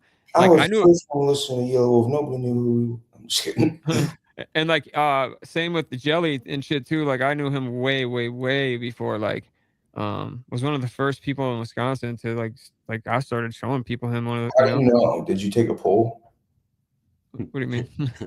No, I'm just saying I was just one of the first people in Wisconsin that it seemed that really noticed him and started putting like telling people about him, you know. It was that 10-minute freestyle way back however many years ago it was. Hell yeah. I'm just talking shit, man. No, I know, You know bro. what you mean? That's how I was with Wiz Khalifa and Mac Miller and Chris Webby. So Yeah, I hell get yeah. it. Oh yeah. Man, nobody knew who B Millie was before I told him about it. There's no Damn way. you, Jack Rabbit. It's your fault.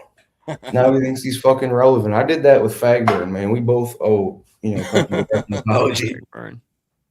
That's funny. My bad, guys. I did not mean to make that dude think he was relevant again.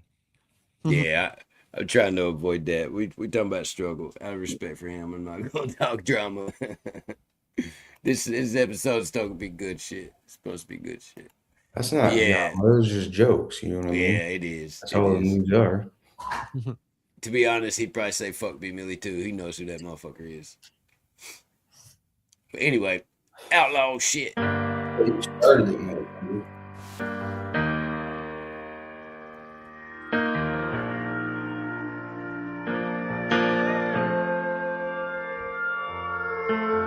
She said storms that never last, so I'm looking out the window like, when's it gonna pass?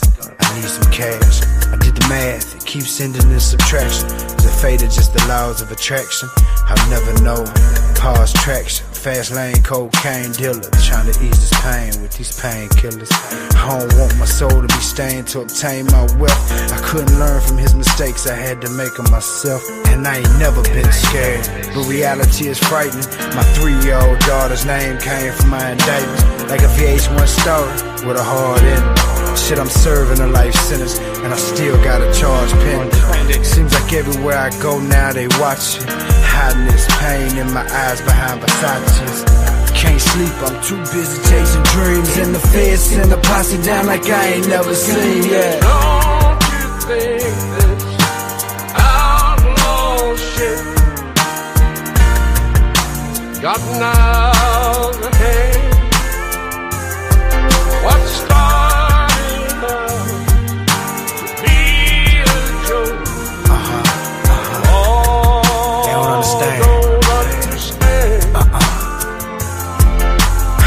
I've always been crazy, but it helped me from going insane. I grew up thinking it's part of the game. Them outlaws always taught me bad guys with the feds don't get high on your supply. Your brain will look like eggs in a skillet.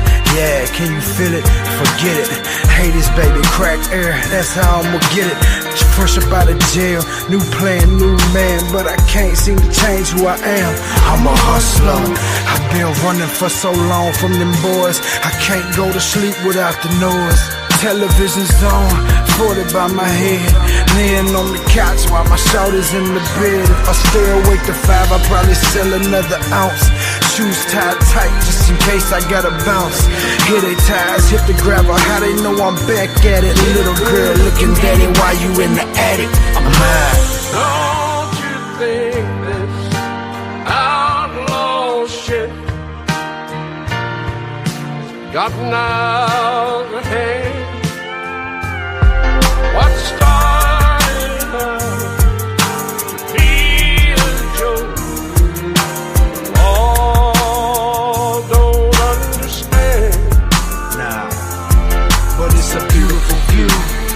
But when you're looking down from this high over snow-capped mountains, dope boy, crimson dye. Don't give my mama black roses. I gotta go, but I'm not strong enough to hold you. A broken record for a token. Pay a silver dollar for another crime story. But when you're looking down from this high, and I just made it to the clouds, and it'll be a while before I hit the ground. Let's go. And taking freedom from me now would be like taking water from the Nile. 'Cause the river still flows from a story that a dam couldn't hold. Alright, Grandpa, it's your turn. Don't you think this outlaw shit gotten out of hand? What started out to be a joke? All don't understand.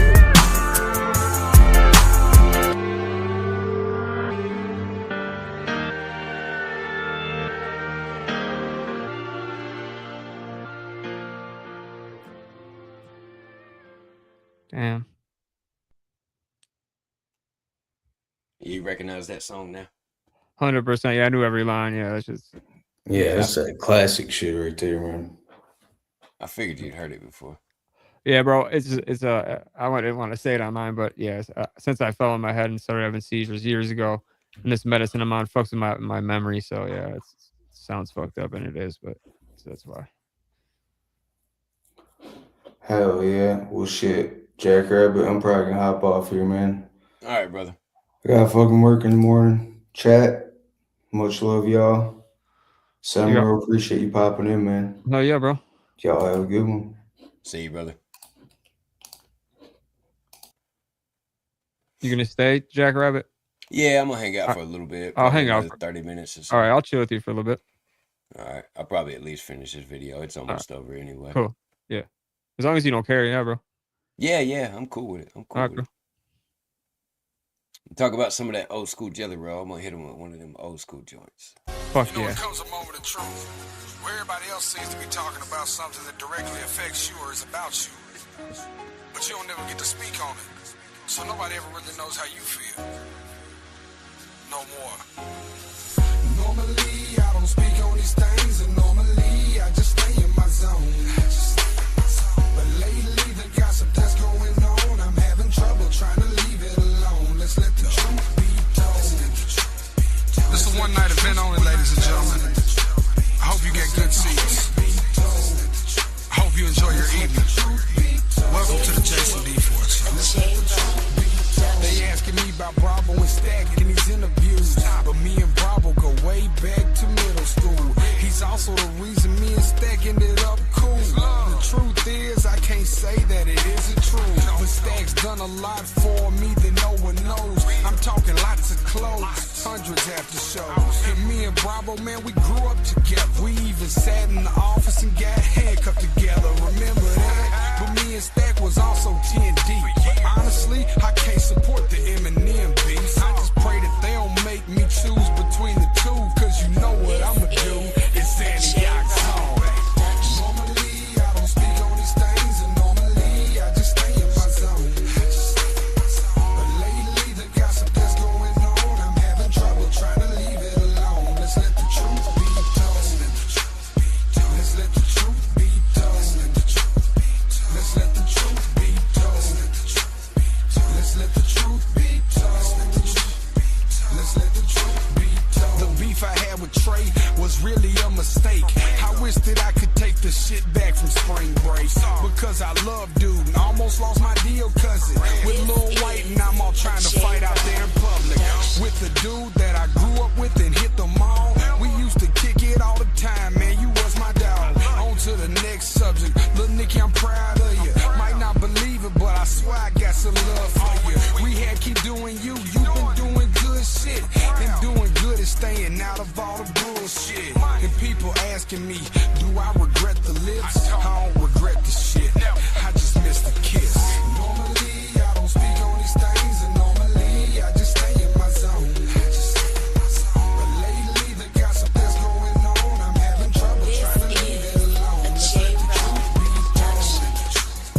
Let's let the truth be told. Let's let the truth be told. Let's let the truth be told. Let's let the truth be told. Let me admit it, y'all, I fell in love with the bitch, but didn't expect it to go all public and shit. But really, truthfully, I guess it's just part of the game. But why they run around now, try to slander my name? She told her friends before she be with me that hell freeze. I just wish she'd tell her friends what she tells me, because she tells them I ain't really feeling dude. She tells me I love you and wanna be with you. Man, I'm so confused, but you just trying to fit in. But ain't nothing cool about you fucking all my brother's friends. It breaks my heart to know that them dudes just laugh at you. High five talking about how they done tapped it too. Your baby daddy's cool, I ain't got no problem with dude. If it came to it, I would bring the fire to dude. I ain't lying, it's true. Hell, he knows it too. I ain't exposing you, I'm just exposing the truth. I don't know how a woman in perfection would let a man turn around and simply disrespect her, but you just accept it. You sit there all rejected and got a dude that loves you, but you ain't interested.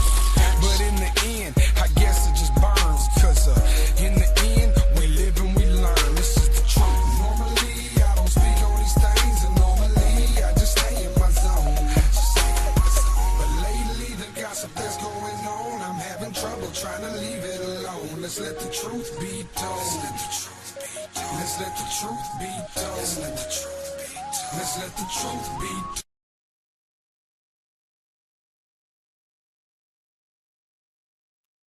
Let truth be told.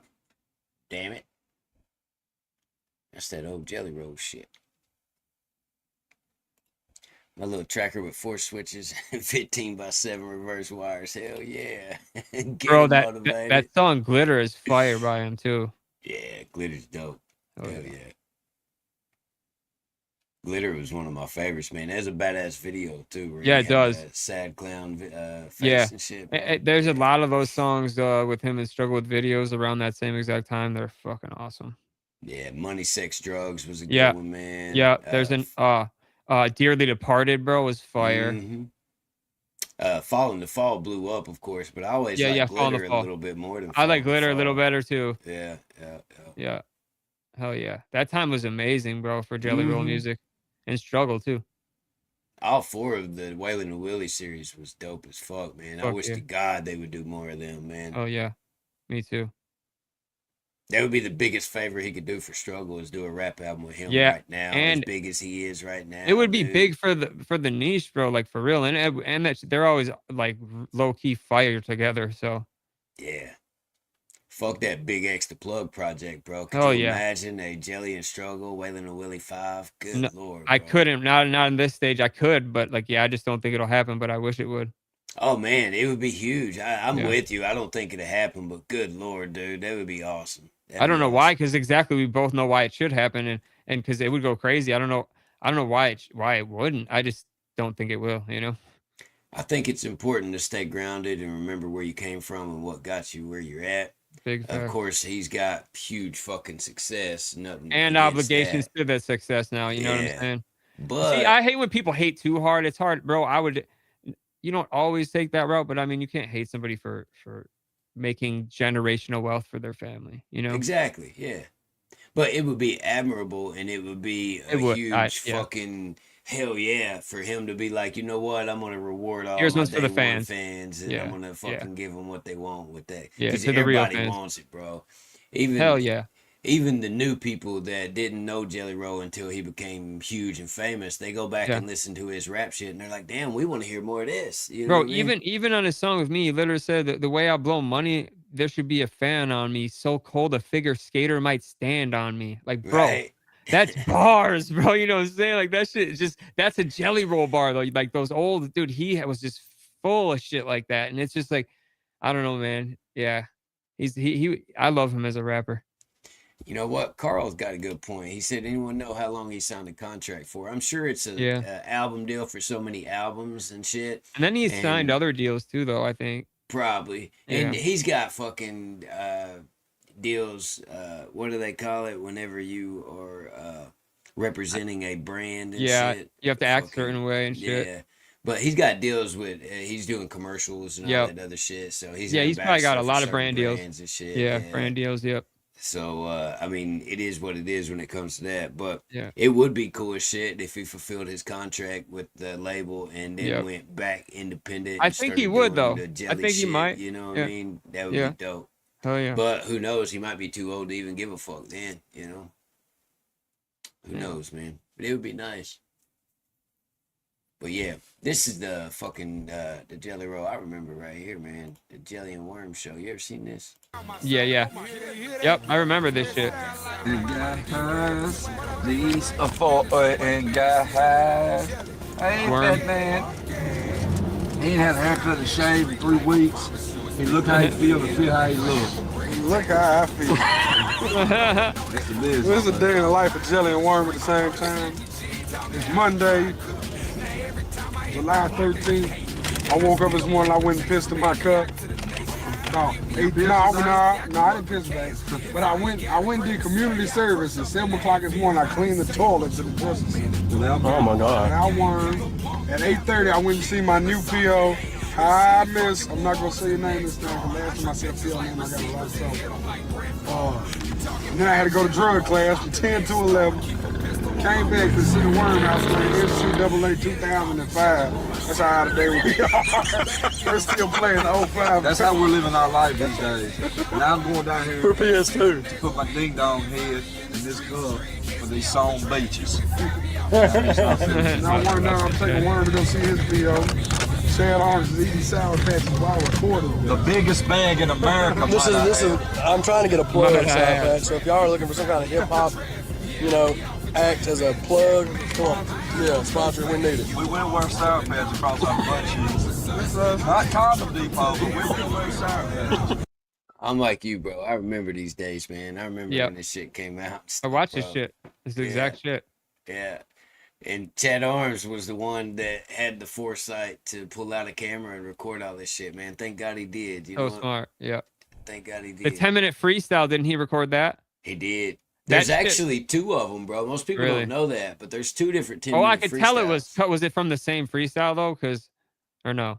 Well, he put out a 10-minute freestyle, and the Right. one that blew up, it's got like 5-something million views Yeah. or whatever. But there's another one that's got like Okay. 500,000 views Okay. that is a different 10-minute freestyle that he did Nice. in this parking lot and shit, man. Oh, And yeah. a lot of people don't know about that one. It was slept on, but JellyRoll did 2 different 10-minute freestyles on Chat. Yeah, I'm Horse talking channel, about bro. that first famous one, bro. That shit Yeah. was so fucking funny. Yeah. Yeah.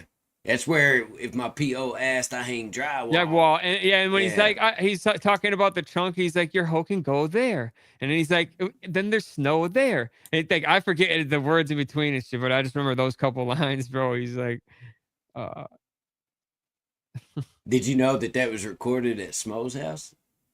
that's crazy. No, I didn't. Yeah. Yeah, bro, Yeah. that's crazy. So, you can tell like it's such an old school video camera too, and everything. Crazy shit, bro. Oh, That was yeah. the beginning of it all. That's how I It was. discovered JellyRoll. I saw that Me too. 10-minute freestyle on Yep. MySpace. Yeah, that's exactly how I found him too. Speaking of MySpace, they're advertising it on the screen right now. I know that's too. fucking funny. so weird. A lot of shit has been happening like that tonight. Yeah. Crazy shit. Yeah, it's funny. It's awesome. I'm gonna finesse out bitch shit. Shout out to the homeboy. I really ain't got no rappers to shout out except the ones here in the car with me. I really don't fuck with none of y'all. I was getting to shout out a rapper and realize I don't like any of y'all. So I think y'all suck. I think you're habitual liars, you're actors. I don't know, I mean, I'm trying to, I got a list though. You know, the real one's gonna always stand. But one of my favorite hip hop artists ain't even hip hop artist no more. He does live. What's up, Brandon E? I'm so not used to Jelly driving, dude. Sounds like there's something dead in there. I just saw that when I got in. That guy's a whole fucking chilling dog or something. I'll never give you my phone number again, you groupie horse. You know, I'm on this white dog shit. I'm trying to like stop stinking, Bubba. We didn't have modern day technology. We was using beepers when I went to prison. We got that, we're on crickets now. Fuck you talking about. I don't know nothing about the computer situation. That's something else we're taking into. Man's talking about a cricket like it's modern technology and He's shit. fucking, that's just funny, Fucking dog. crazy, man. Oh my god, Worm's hilarious though. Oh, he's funny as hell, yeah, man. Or the new Robin Big. Don't miss it. Get us while we're hot. They just feed off You each can other. tell he did a long time in prison. He came out wearing a throwback. A Paul Gasol Memphis jersey. I told him people don't wear jerseys no more, Worm. It's just not the popular consensus anymore. And he's finna go see his PO like. This is what I do. This is what I do. Walk JellyRoll. This is what Worm does.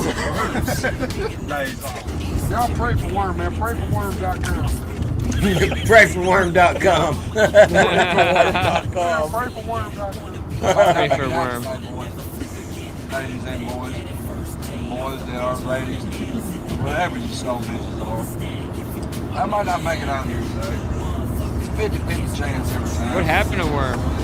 We call this buying the weeks, man. Well, he got locked up for a long time. Oh, and when he came out, he had gained a whole bunch of weight and shit, Yeah. you know, and he was still high spirited and shit, man. Right. And he, without saying too much, he had an accidental overdose. Oh man. Well, rest in peace, man. That's sad. Yeah. All And right.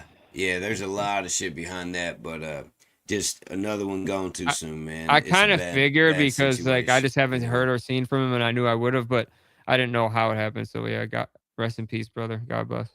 Yeah. Worm's great, man. Oh yeah, Worm was awesome. I grew up watching this. Yeah.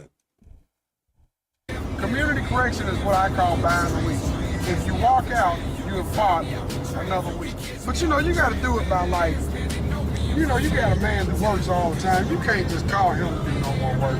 Chad, you have earned your stripes, buddy. When I first got out of prison, you played total JellyRoll around for about 30 good days of just constant waking up, leaving Greenbrier, coming to wherever I fell asleep at. And we touched, bro, my second day out, I had poor Chad everywhere.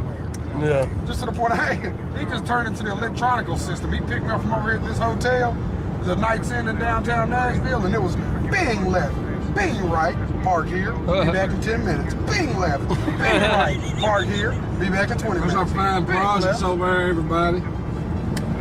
East Nashville. It's East Nashville. Oh my God, I almost dropped the camera out the window. I would You got your fat ass in here, which is 6'2" and weighs 427 pounds. You got fat ass Chad back there, fat ass me, and a tire that's as big as this top. You're goddamn making it squeak. I don't know about you, but I get out of prison, man, and my buddy is there for me to where he's driving me around for 30 days and taking me to all these appointments and helping me stay out of trouble and all that shit. I'm never going to forget that, man. You know what I mean? 100,000%. And never. I would always be forever indebted to Chad Arms and do whatever the fuck he needs. Yeah, you know what I you mean? gotta think they're still close, you know? Yeah. It's not important right now. Y'all just know that he's gone. Just know that. And that's what I'm saying, man. It sucks that he's gone. Yeah. It was a bad situation, man. And nobody is to blame. You know what I mean? It ain't nothing like that. Like somebody took him out or anything. It was an unfortunate situation, man. Yeah. And it went bad real quick. It sucks. But yeah, R.I.P. Worm, man. Yeah, God bless. As a good one gone, and he was just starting to catch traction. And he was, bro. And be on the right path. You know what I mean? Yeah. Damn. For real. You're gonna make it fall off and work his ass. I said, get that camera. Which one, right? Yeah, Check this out. We couldn't turn right. Second Ave North. It goes Court TV, motherfucker. Fuck you mean. Prime time down here. Court TV down here. Look right there, Chad. This is it. My whole life. Be sure to get the Court TV truck, man. All that's price. That Court TV coming on down here. We're proud of it. Huh? We're proud of it. That's a big 10-4. I'll give y'all a buzz when I get out. Maybe I will, maybe I won't. Going in. It's Judge Centers where everybody goes to jail at. That's where I've spent most of my life. I hate it. Prayforworm.com. Prayforworm.com. Yeah, we back. It's a day in the life of us. Looking so young. We He looks so different. I know. House, it's early. We finna go wake up. I do want to point out, though, he does have face tattoos. He always has. Way back then, he still had tattoos on his face. Yeah, he did. Yeah. He just came out of prison like that. He wasn't one of those people that jumped on that trend and started doing that shit. He was one of the first ones. Yeah, to do he it, came man. out of prison with that. Yeah. Pass. Crazy shit. Mm-hmm. Yeah, big shot. Look at that baby face.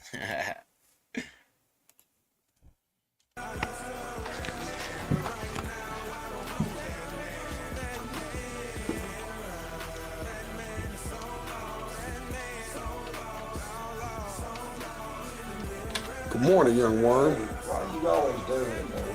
He laying there smoking a cigarette. He's already awake. Good morning, bro. Man, cut the goddamn light off. It's the day in the life of us volume 2, bro. You ain't got nothing to say?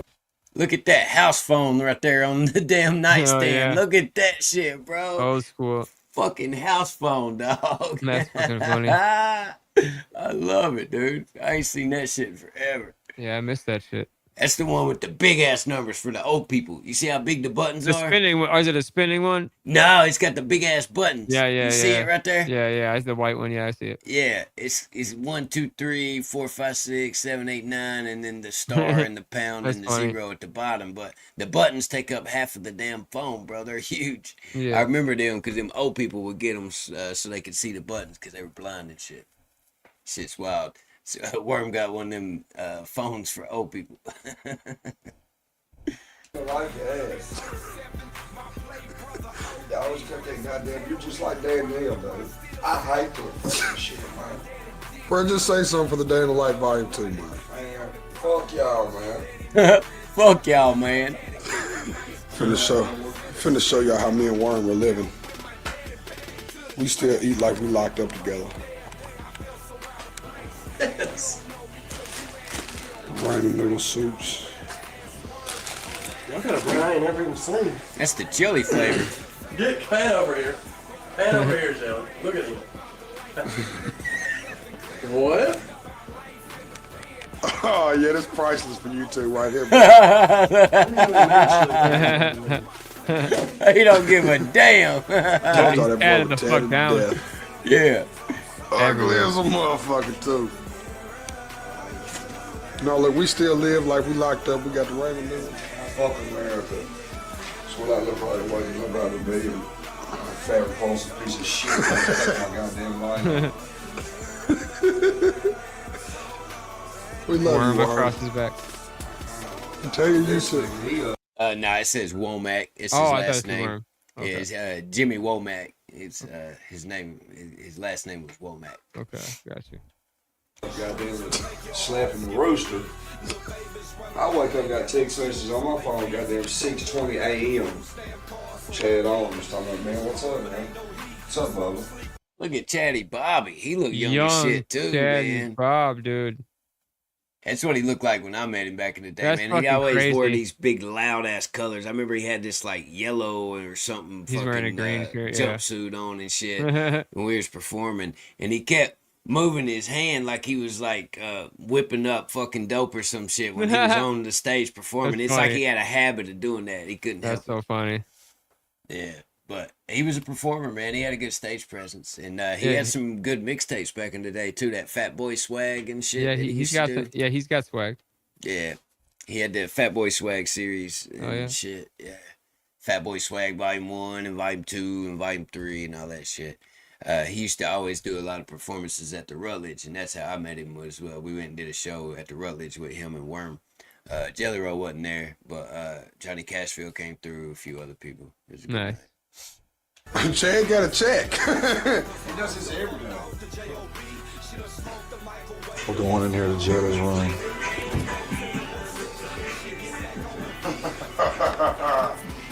This is Jelly, this worse, everybody. His fucking phone is owned by the grace of God. Look at that flip phone that he's got. Flip phones, yeah. Yo, Jack Rabbit, I do got to get going. I didn't realize it was 12, so I got to good, work in man. the morning. So, all right, chat. Hey, thank you for having me, and I'll be back on again soon. Yeah, brother. So, Have a good night, man. yeah, have a blessed night. Chat, have a good night. Love all you, man. Peace out.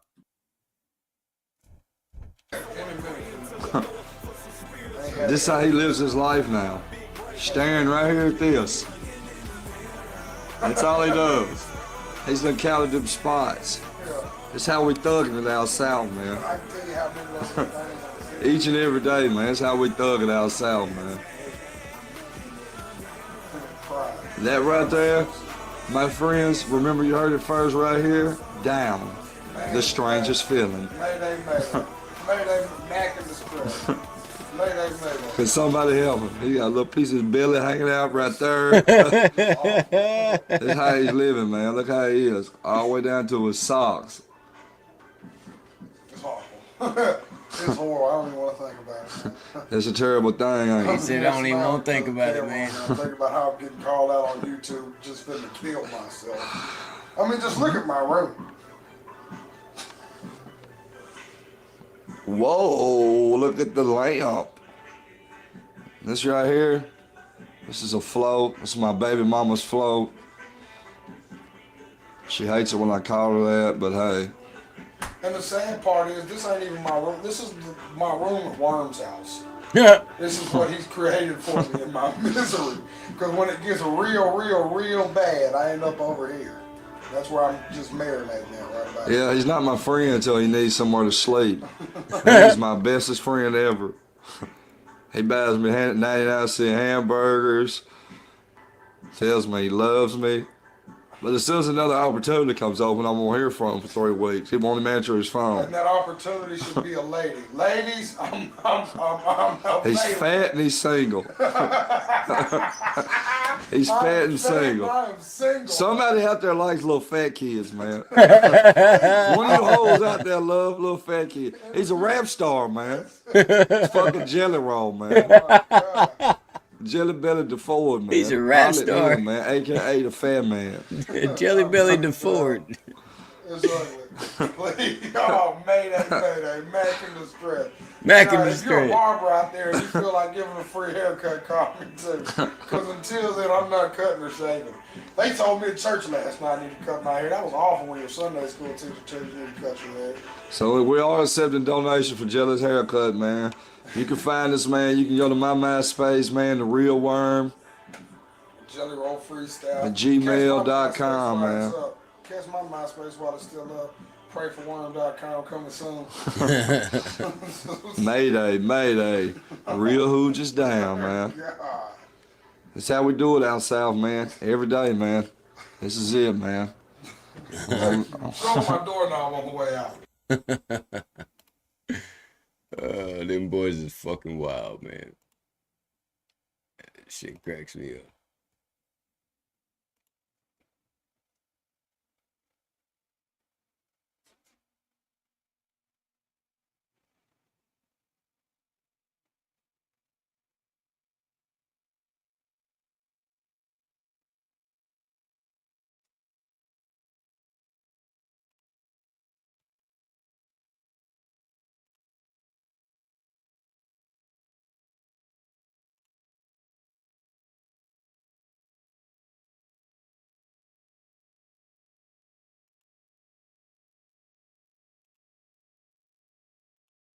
It's your boy JellyRoll, man. We at Dark Horse Studios. Fucking with last day of recording for Whiskey Weed and Waffle House. Worm coming through. Hell Rail coming through. Big Rail. My right hand coming through. The late verses for Whiskey Weed and Waffle House. Grizz coming through to cut a couple records for his mixtape. Cody Jacobs coming through to sing a couple records. We here. Crash Out Music. This is right around the time that I met JellyRoll. Matter of fact, whenever we did a show with him, the day before we recorded the song, he had just released Whiskey Weed and Waffle House, and he was handing them out and shit at the show. DJ Highlight was with him, which is dude that fucks with Doobie and shit, a bunch of other people. But yeah, this is the JellyRoll that I was familiar with back in the day. A-Game. 2013. Whiskey Weed and Waffle House March 1st, motherfucker. Free download on live mixtapes. Dirty Glove Bastard presents. Free download on that Piff and that. Did y'all catch that? Dirty Glove Bastard presents Whiskey Weed and Waffle House. Dirty Glove Bastard is the one that did the interview that we watched with Struggle at the beginning of the episode. So, yeah. Dirty Glove Bastard been in the game for a long time, been a part of this shit. Been hearing that name forever. That crack. Go to facebook.com/TheRealJellyRoll. It'll be the only. He done upgraded to Facebook now. It ain't MySpace no more. He's upgraded to Facebook now. The real official JellyRoll page. Y'all know what the fuck it is, man. Talk, bitch. Well, hello. Tell them, Pow. It's Fat Man Jones. How's your mammy now? Really, I don't care. Came from the bottom, but made it to the tip top. Before hip hop, got it out of ziplock. Y'all think we broke? Man, y'all tripping. You see that right there? Not only is he wearing that Slum American hat on his head, but that is the one and only Stone Baby Sounds, aka T Stoner. Yes, this is way before Upchurch. He was fucking with JellyRoll, and that's how I heard of him. Was JellyRoll used to say shit about him as his producer on a lot of his old tracks back in the day. And that's how I was familiar with Stoner way before he started dealing with Church. And it was just a bonus when he started working with Church, because let's admit it, bro, T Stoner is one of the best to ever do it when it comes to this country rap shit. And mixing the two genres together, T Stoner's on another level, man. That motherfucker, super talented, super talented. Shout out Stoner, man. That's that motherfucking dog right there. And I'm proud of him too, man. He's doing good for himself. He's a family man, and he really cares about his wife and his kid first and foremost. And he tries to be a good person, man. Shout out Stoner. Real motherfucker. But I ain't tripping on none of y'all, cause y'all bitches. Jesus. What up, man? There he is. What's up, Worm? He looks a lot better in this one. He didn't just get out. Him and JellyRoll both look a little bit different in this video.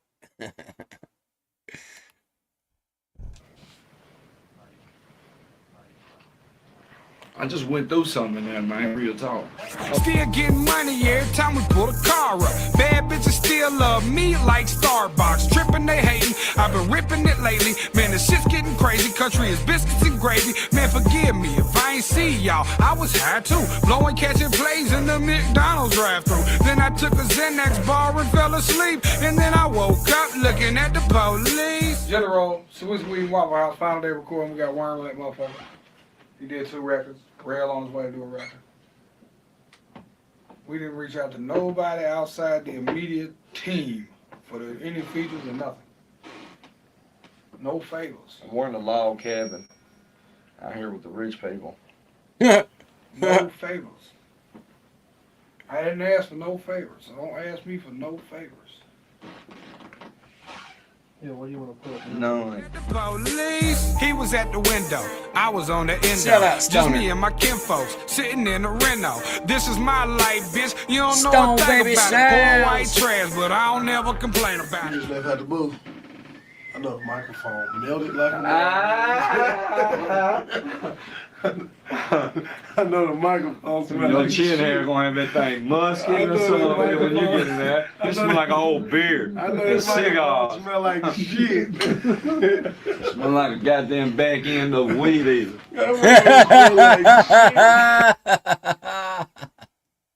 He said he let the microphone smell like the back end of a weed eater. White trash, but I don't never complain about it. Keep all of these gangsters around me, man. I'm on the business. I ain't never spit a verse if I ain't really live it. People keep on asking me, is JellyRoll 7-4? I don't answer questions to some shit that they already know. I'm getting hot now. Nigga, Warren, this shot's for you. You look like an Ewok about the face. Shit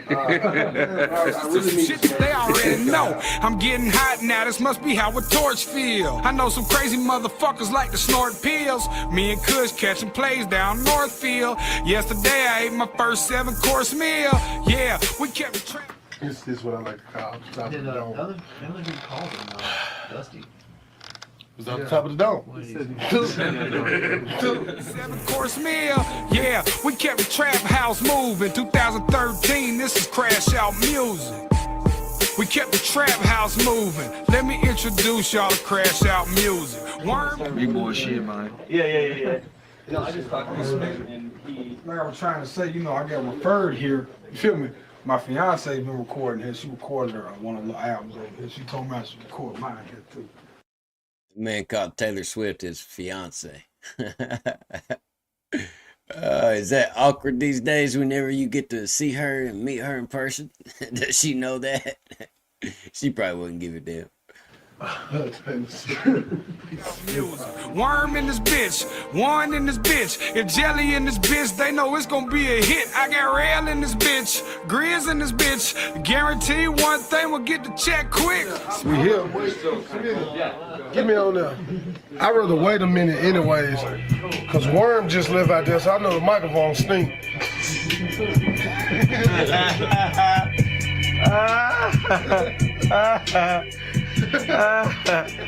Boy, he always got his shot looking like a boxing glove in the face.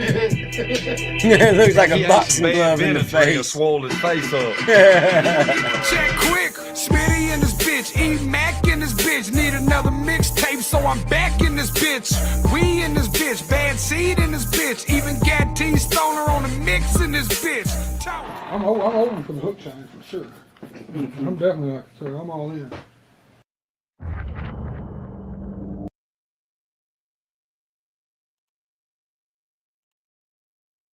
Yeah, shit's wild, man. Looking back on the old days, shit is crazy.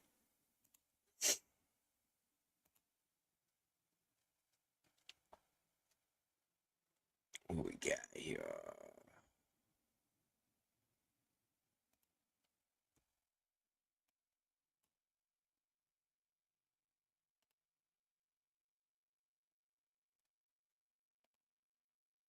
Chad Arms TV. Hey, buddy. 10 years later.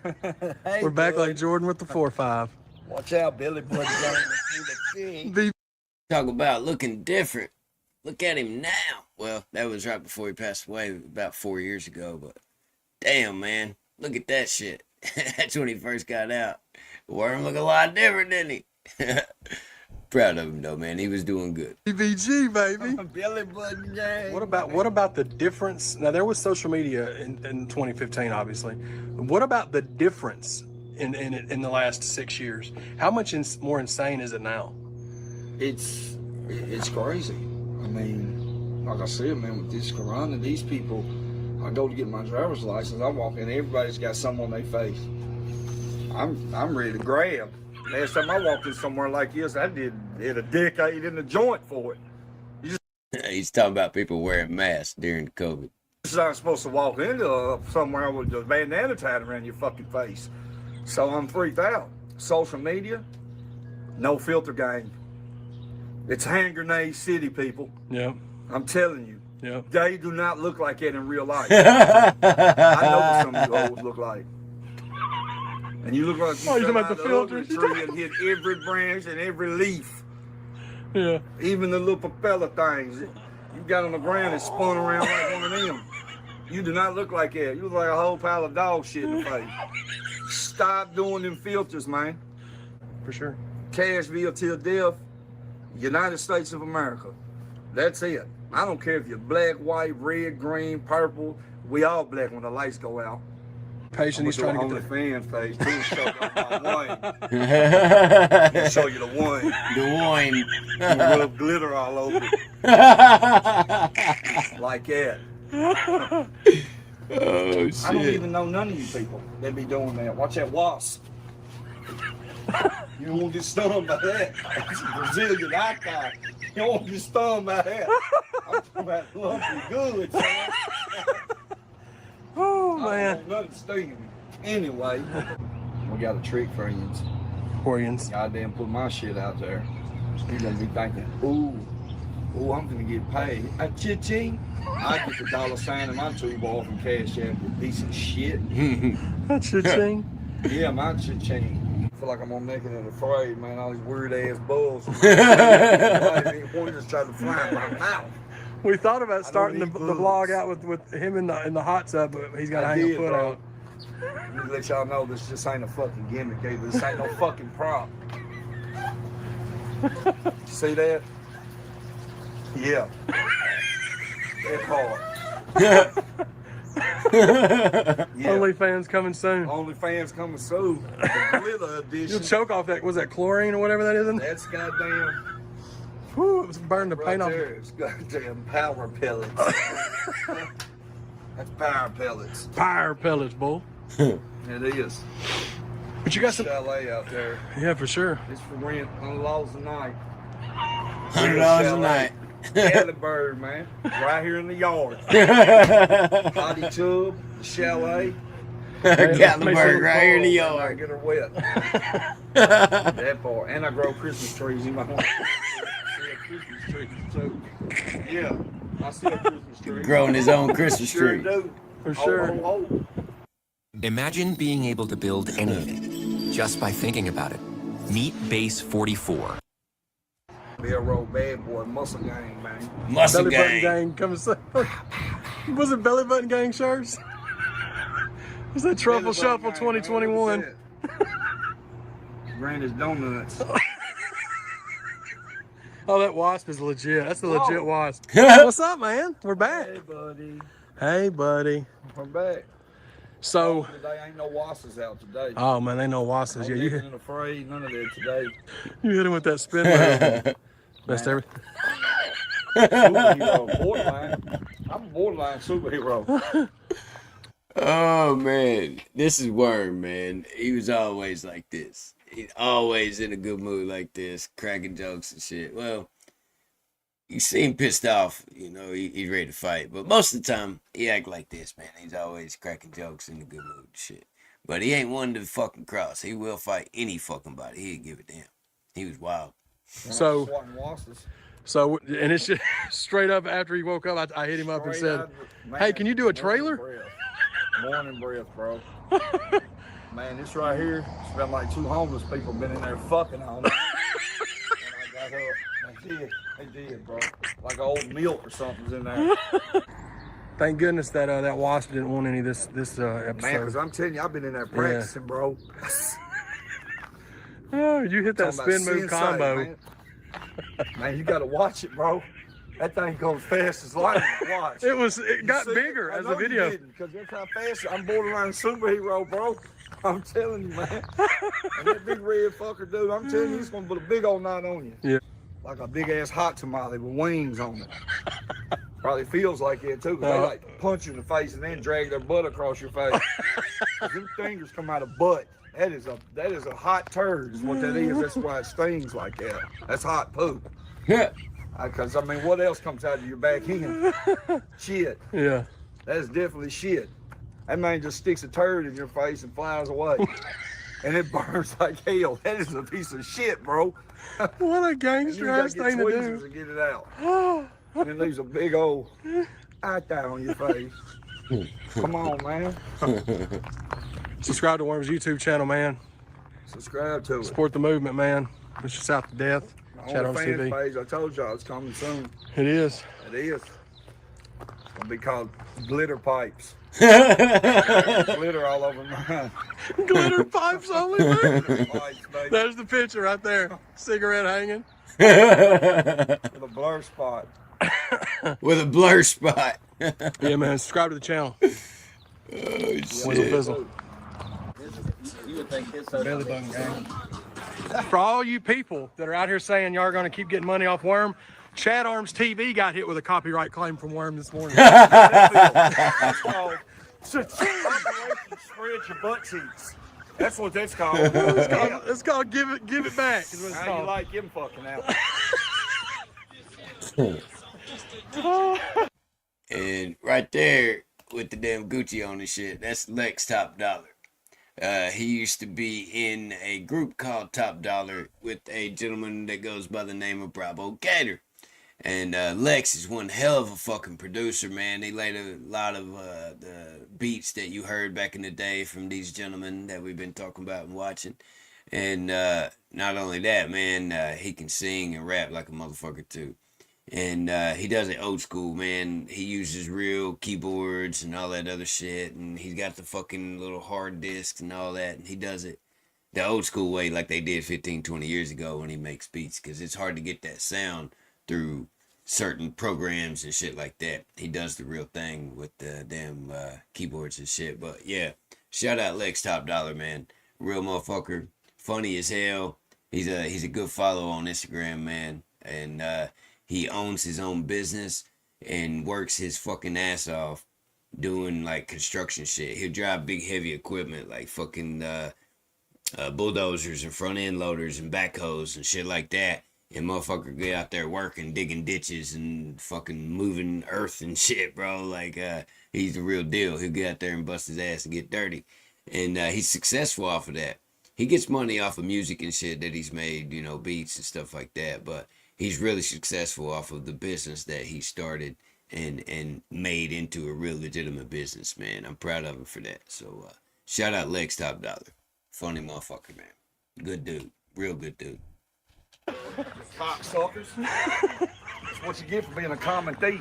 Yeah, man. Stealing folks' weed eaters and shit. You ain't got no grass. Stealing them folks' weed eaters. You live in an apartment. Bubba Jim's Christmas trees. Yeah, that's Bubba Jim's Christmas. With carols over here. We taking them with us when we move. Absolutely we are. Uprooting every one of them. Putting them right back in the ground. Hook chains to them and just take off in my truck. Hold on, incoming. I got $2 grand in trees right there. Just bought them. Uh-oh. We're going to have to get the crane to get that ass out of there. You know what I'm saying? He's stuck.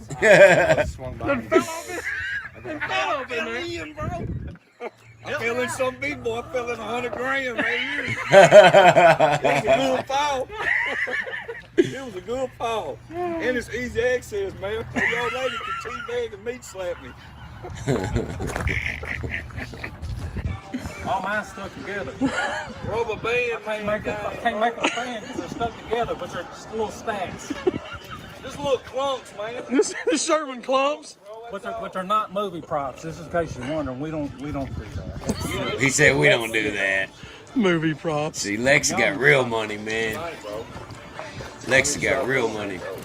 Movie prop. All right. That's his fucking car that Worm's sitting in. For real. Worm's sitting in Lex's fucking car. Look at the money and the cars and all that shit, dog. And that is from real legit working. He ain't no dope boy. He ain't out there hustling. None of that bullshit. And he ain't no fucking rapper. Well, he is, but that ain't why he's successful. You know what I'm saying?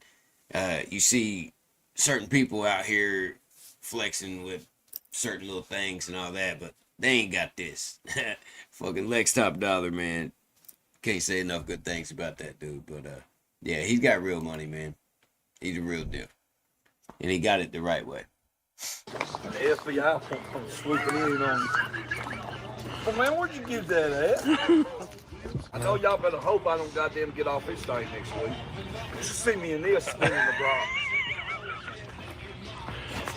If we get on Bubba Jim Mobile, it's gonna be a whole nother level. You know what butt cheeks I seen downtown when me and Lex went down there to take the wee test? Butt Cheek City. It's not in Music City no more. It's Butt Cheek City, bro. I mean, dog, I had to have a leash, you know, like the little tartar kid, you know, when you tie him to your belt buckle so you don't lose him because his man would be getting mad when he runs off. That's how I was. Hanging out the window like a St. Bernard.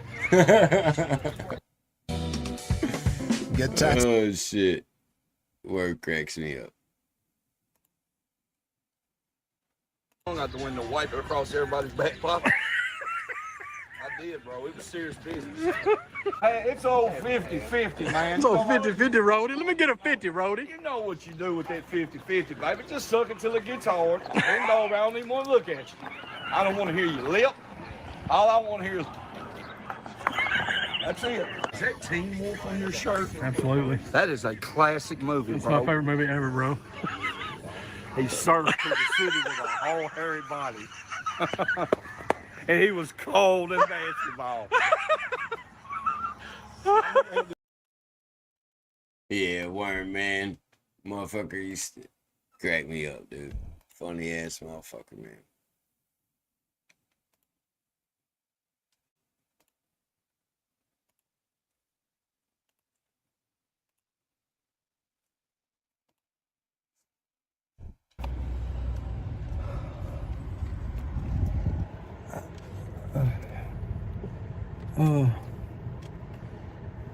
This is not something I wanted to make. This is not a video I ever expected to have to make in my life. For everybody wanting to know, Worm died this morning. We don't know exactly what it was. There's speculation already from people. And until we get the report back from the coroner, I'm not gonna fucking tell y'all what it is because we don't know. I don't know if it had to do with drugs. I don't know if it was health related. I don't know if it was Rona related. I don't know. I just know that I'm in a fucked off place right now. And I appreciate people calling my phone, but 90% of the people that call my phone never fucking talk to me until now. I just talked to Worm last night. At about 6 p.m., we talked for 18 minutes. He was coughing really bad. He told me he was stressed, which I already knew. But he told me he was excited about the music. He couldn't wait for what was going to happen this summer. He didn't want to go back to jail because of that. He was ready to shake it. He told me he loved me. And we let each other go, and I didn't talk to him today. I was waiting for him to get active on Facebook, and I was gonna hit him up and tell him if there's anything I needed. We just came over here and cooked breakfast for him yesterday, me and my gal cooked breakfast for him. He was sick. To me, he didn't show any signs of stuff, but I don't know what he was going through, other if he wasn't telling me. But I know I'm fucking sad as fuck right now, bro. I've cried multiple times. It still hasn't even hit me yet. This is not how it was supposed to work out for Worm, man. It just wasn't. He had a lot of demons. He was going through a lot. He'd done wrong in his life, but he was a great human being. And anybody that knew him knew that. Damn right. Damn right. We don't always know what everybody's going through.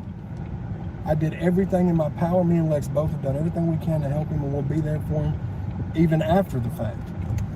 Damn right. Chatty Bobby and Lex Top Dollar was 100% behind Worm, man, and they were gonna push him to the fullest, bro. He was about to get all the traction he could want and then some. And they were gonna really swing for the fences, man, and give it an honest go. Because let's be real here, Worm was one of the best rappers out of the whole crew. And he was real. The way we talk about how Struggle is a real motherfucker, Worm is real. He's kind of wild, don't get me wrong, but Worm was a real motherfucker, man. And I think he had a damn good shot at actually doing something with it. It's wild listening to Lil Payday because he sounds so much like Worm. And I think that's why a lot of us older cats that remember Worm jump behind Lil Payday the way we do, not only for, you know, the situation, you know, shout out Mama P and all them, man, good people, but yeah, man, we want to see that boy succeed, man. He's Worm reincarnated, man, when he gets on the mic and shit, but I'll get sidetracked, man. Chatty Bobby was Worm's best fucking friend, no doubt. And he was there for him 110,000 fucking %. And there for a while, there was a little bit of a rumor that he had something to do with Worm, and I'm shutting that down right now. Because you can look at this video and you can see the sincerity in this man's face. And nobody tried to take that man out, man. It wasn't nothing like that. So people need to leave that shit alone. That's all fucked up. You know what I mean? People shouldn't even be talking about that. It's a sad situation. We miss him, and we wish he was still here. And this was his best friend, and he got hurt by this more than anybody. And he's real, genuine. So shout out Chatty Bobby, man, and R.I.P. Worm. We don't have funeral stuff yet. We're still trying to figure that out. I will post. I can't even believe I'm making. We will post that when we figure it out.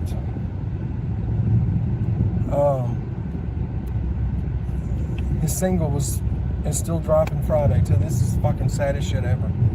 But I'm not gonna answer all these posts, man. I'm getting messages, texts, calls, and I'm sorry, I just don't want to talk to 10,000 people about it. To be honest, it's not really anybody's business what happened to him. Facts. 100%, bro. He's gone. That's the main thing. That's right. As soon as we find out information,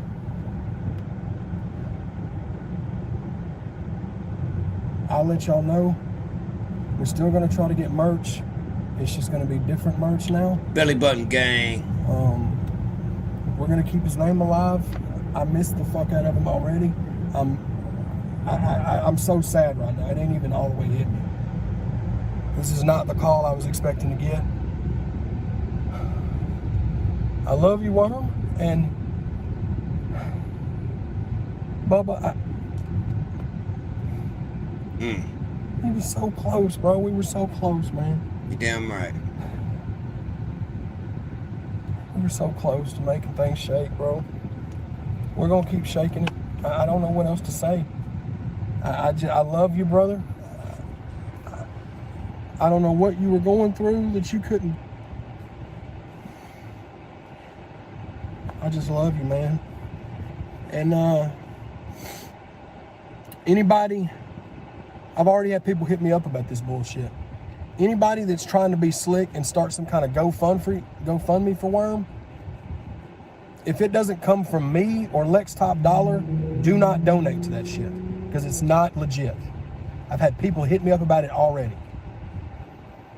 Do not donate to it. If that's something we decide to do, me or him will do it to make sure that it gets to the right people. I apologize to the people for the CDs. We're still working on that. Y'all just gonna have to work. Y'all just gonna have to wait, bro. This is a situation that far exceeds any of that. Shout out Chatty Bobby, man. Chad Arms is not even close to being my favorite rapper, man. But I always will support him, play his music, and do whatever I can to support him as a listener because of the man that he is and what he has done for everybody. All the way back to Worm and JellyRoll 16 years ago, riding in the car to go see their probation officer and talking about how whenever JellyRoll first got out of jail, that Chad Arms drove him around for 30 fucking days going to his appointments and all that shit, trying to keep him out of trouble. Chatty has always been that dude that's there trying to keep people out of trouble, man. Now, let's not get it twisted. He had his own demons. Chatty Bobby dealt with some addiction issues at one point, and he got pretty bad, man. I mean, I almost didn't even recognize him, bro, for real. Almost didn't even recognize him on some of the videos that he had put out and shit, man. But he got his shit together, man, and turned his life around for the better. Him and Mel's doing great. He's really doing something with his career, putting out music left to right. Hell, he just put out a fucking album a couple days ago or some shit. So shout out Chatty Bobby, man, Chad Arms, R.I.P. Worm.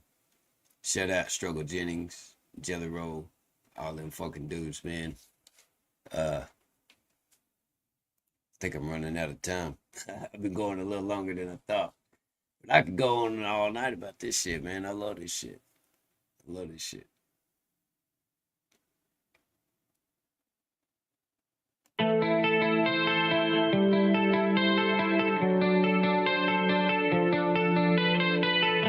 Pulling up on the block, parked right next to a cop.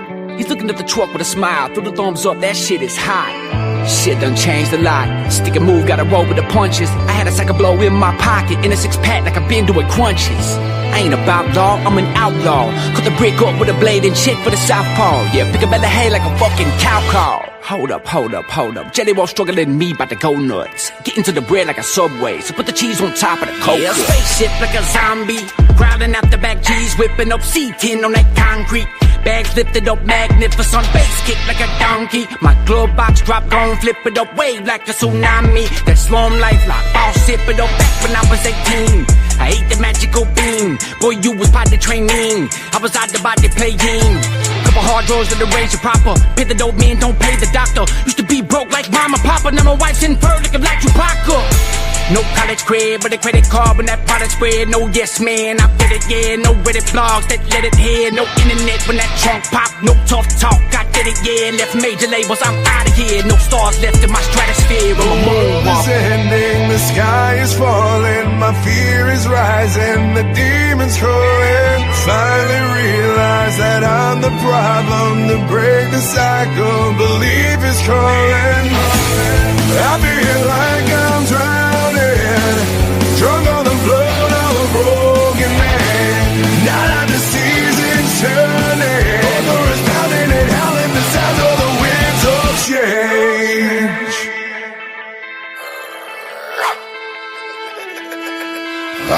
My people getting sick of pollution.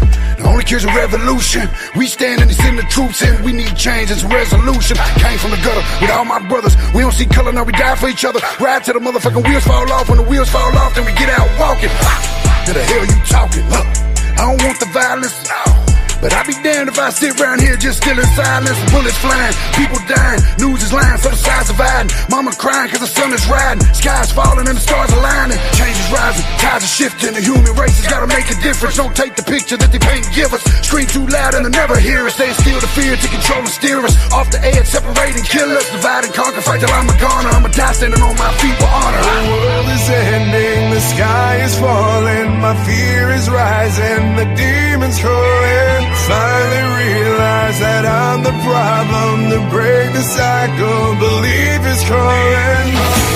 I feel like I'm drowning, drunk on the blood of a broken man. Now that the season's turning, thunder is pounding and howling the sound of the winds of change.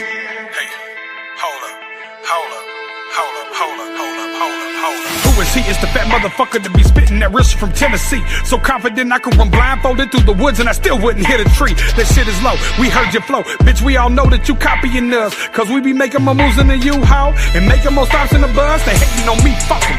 Maybe they pissed cause they see we got the whole team crushing. Or maybe they mad cause my wife looks like she just jumped off a magazine cover. Came from the bottom to top of the globe. Came through the rain, through the sleet and the snow. Did it despite all the critics and didn't even give the devil a piece of my soul. I think of the roads that I crossed with, thinking of all of my losses. That should be making me nauseous. Hating motherfuckers suck on a soft dick. I went from loathing myself with suicidal thoughts. Now I'm loving life. I went to war with my demons and I came out with a bloody knife. The world is ending, the sky is falling, my fear is rising, the demons calling. Finally realize that I'm the problem, to break the cycle, belief is calling. I feel like I'm drowning, drunk on the floor of a broken man. Now that the season's turning, thunder is pounding and howling the sound of the winds of change.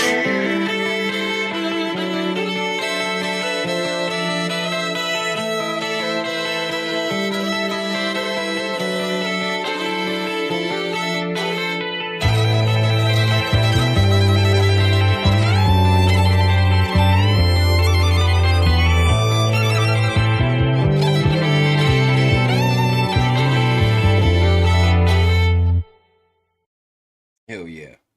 And shout out Dirk Bleach. Cool motherfucker right there, man. Thorough, motivated. Even who the fuck are you? I know you don't really like me very much, but I appreciate all y'all rocking with us tonight, man.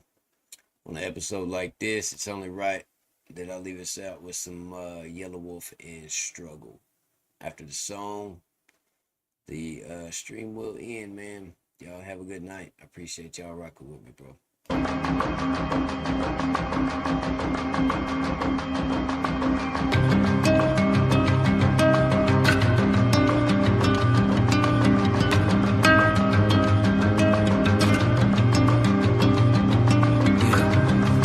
Life is a piece of cake, yeah. I'm just taking back what I bake, yeah. Bought a palace right off the lake, yeah. That's a place that I ain't even stay yet. They try to put me in chalk, baby, I'm still walking. Reminder, homie, my legacy is revealed often. Can't settle for just a day-to-day, cause I made that way. I got a call and I'm crawling all through these 808s. Yellow Wolf is a business, that's why I stay the busiest. Running circles around you, that's why you stay the dizziest. Don't say you wouldn't be famous, don't be a hypocrite. Fame is a byproduct of absolutely killing shit. And I kill shit 9 to 5 from 5 to 9, leaving nothing left alive. Boast and brag about the toe tags. They don't believe in getting wealthy, that's so sad. They thought I'd stick around this trailer park forever. Motherfucker, I'm in heaven, tell God to send a letter. I'm a warrior to say the least, and I ain't worried about these haters, please. Farewell, goodbye. Watch me go, watch me go. Farewell, don't cry. Watch me go, watch me go. Catfish, Billy, bitch.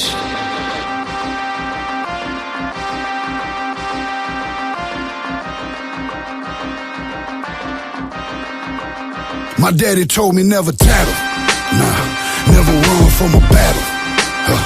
You get knocked up off that horse, get yourself off of the ground, dust yourself off, get your ass back up on the saddle, raise barefoot in the gravel. You gotta know what really matters. So fear no man, only God. When time's hard, fix the problem. Don't be looking for the answers in the bottle. I'm still looking in the bottle. Yeah, I made it farther than my father. Gotta practice what I preach, to each his own. I'm in the zone, leave me alone. I set the tone, so baby don't bother. I feel like John Connor. I'ma fight till I'm a goner. Yeah. The Terminator's coming, I'm not running, stand my ground for the resistance. Gotta kill me cause my soul is not to offer. I put that on my coffin. Baby girl, I gotta go, daddy is up to something. You know your father's a killer, ain't coming back with nothing. I'm coming back with dinner on my back. Leave the blood stain, jumping down at the fucking quarter laundromat. I've been around the world before I ever left the mud. Gas in Alabama, goddammit, I made it cuz. Couldn't fill up my appetite for destruction. Kick over the speakers and leave them, fuck it, they love them. Bitch, I will hide behind my genius, know I'm making classics. But you can hide behind this verse, you know I'm fucking snapping. Tell the truth about me when you're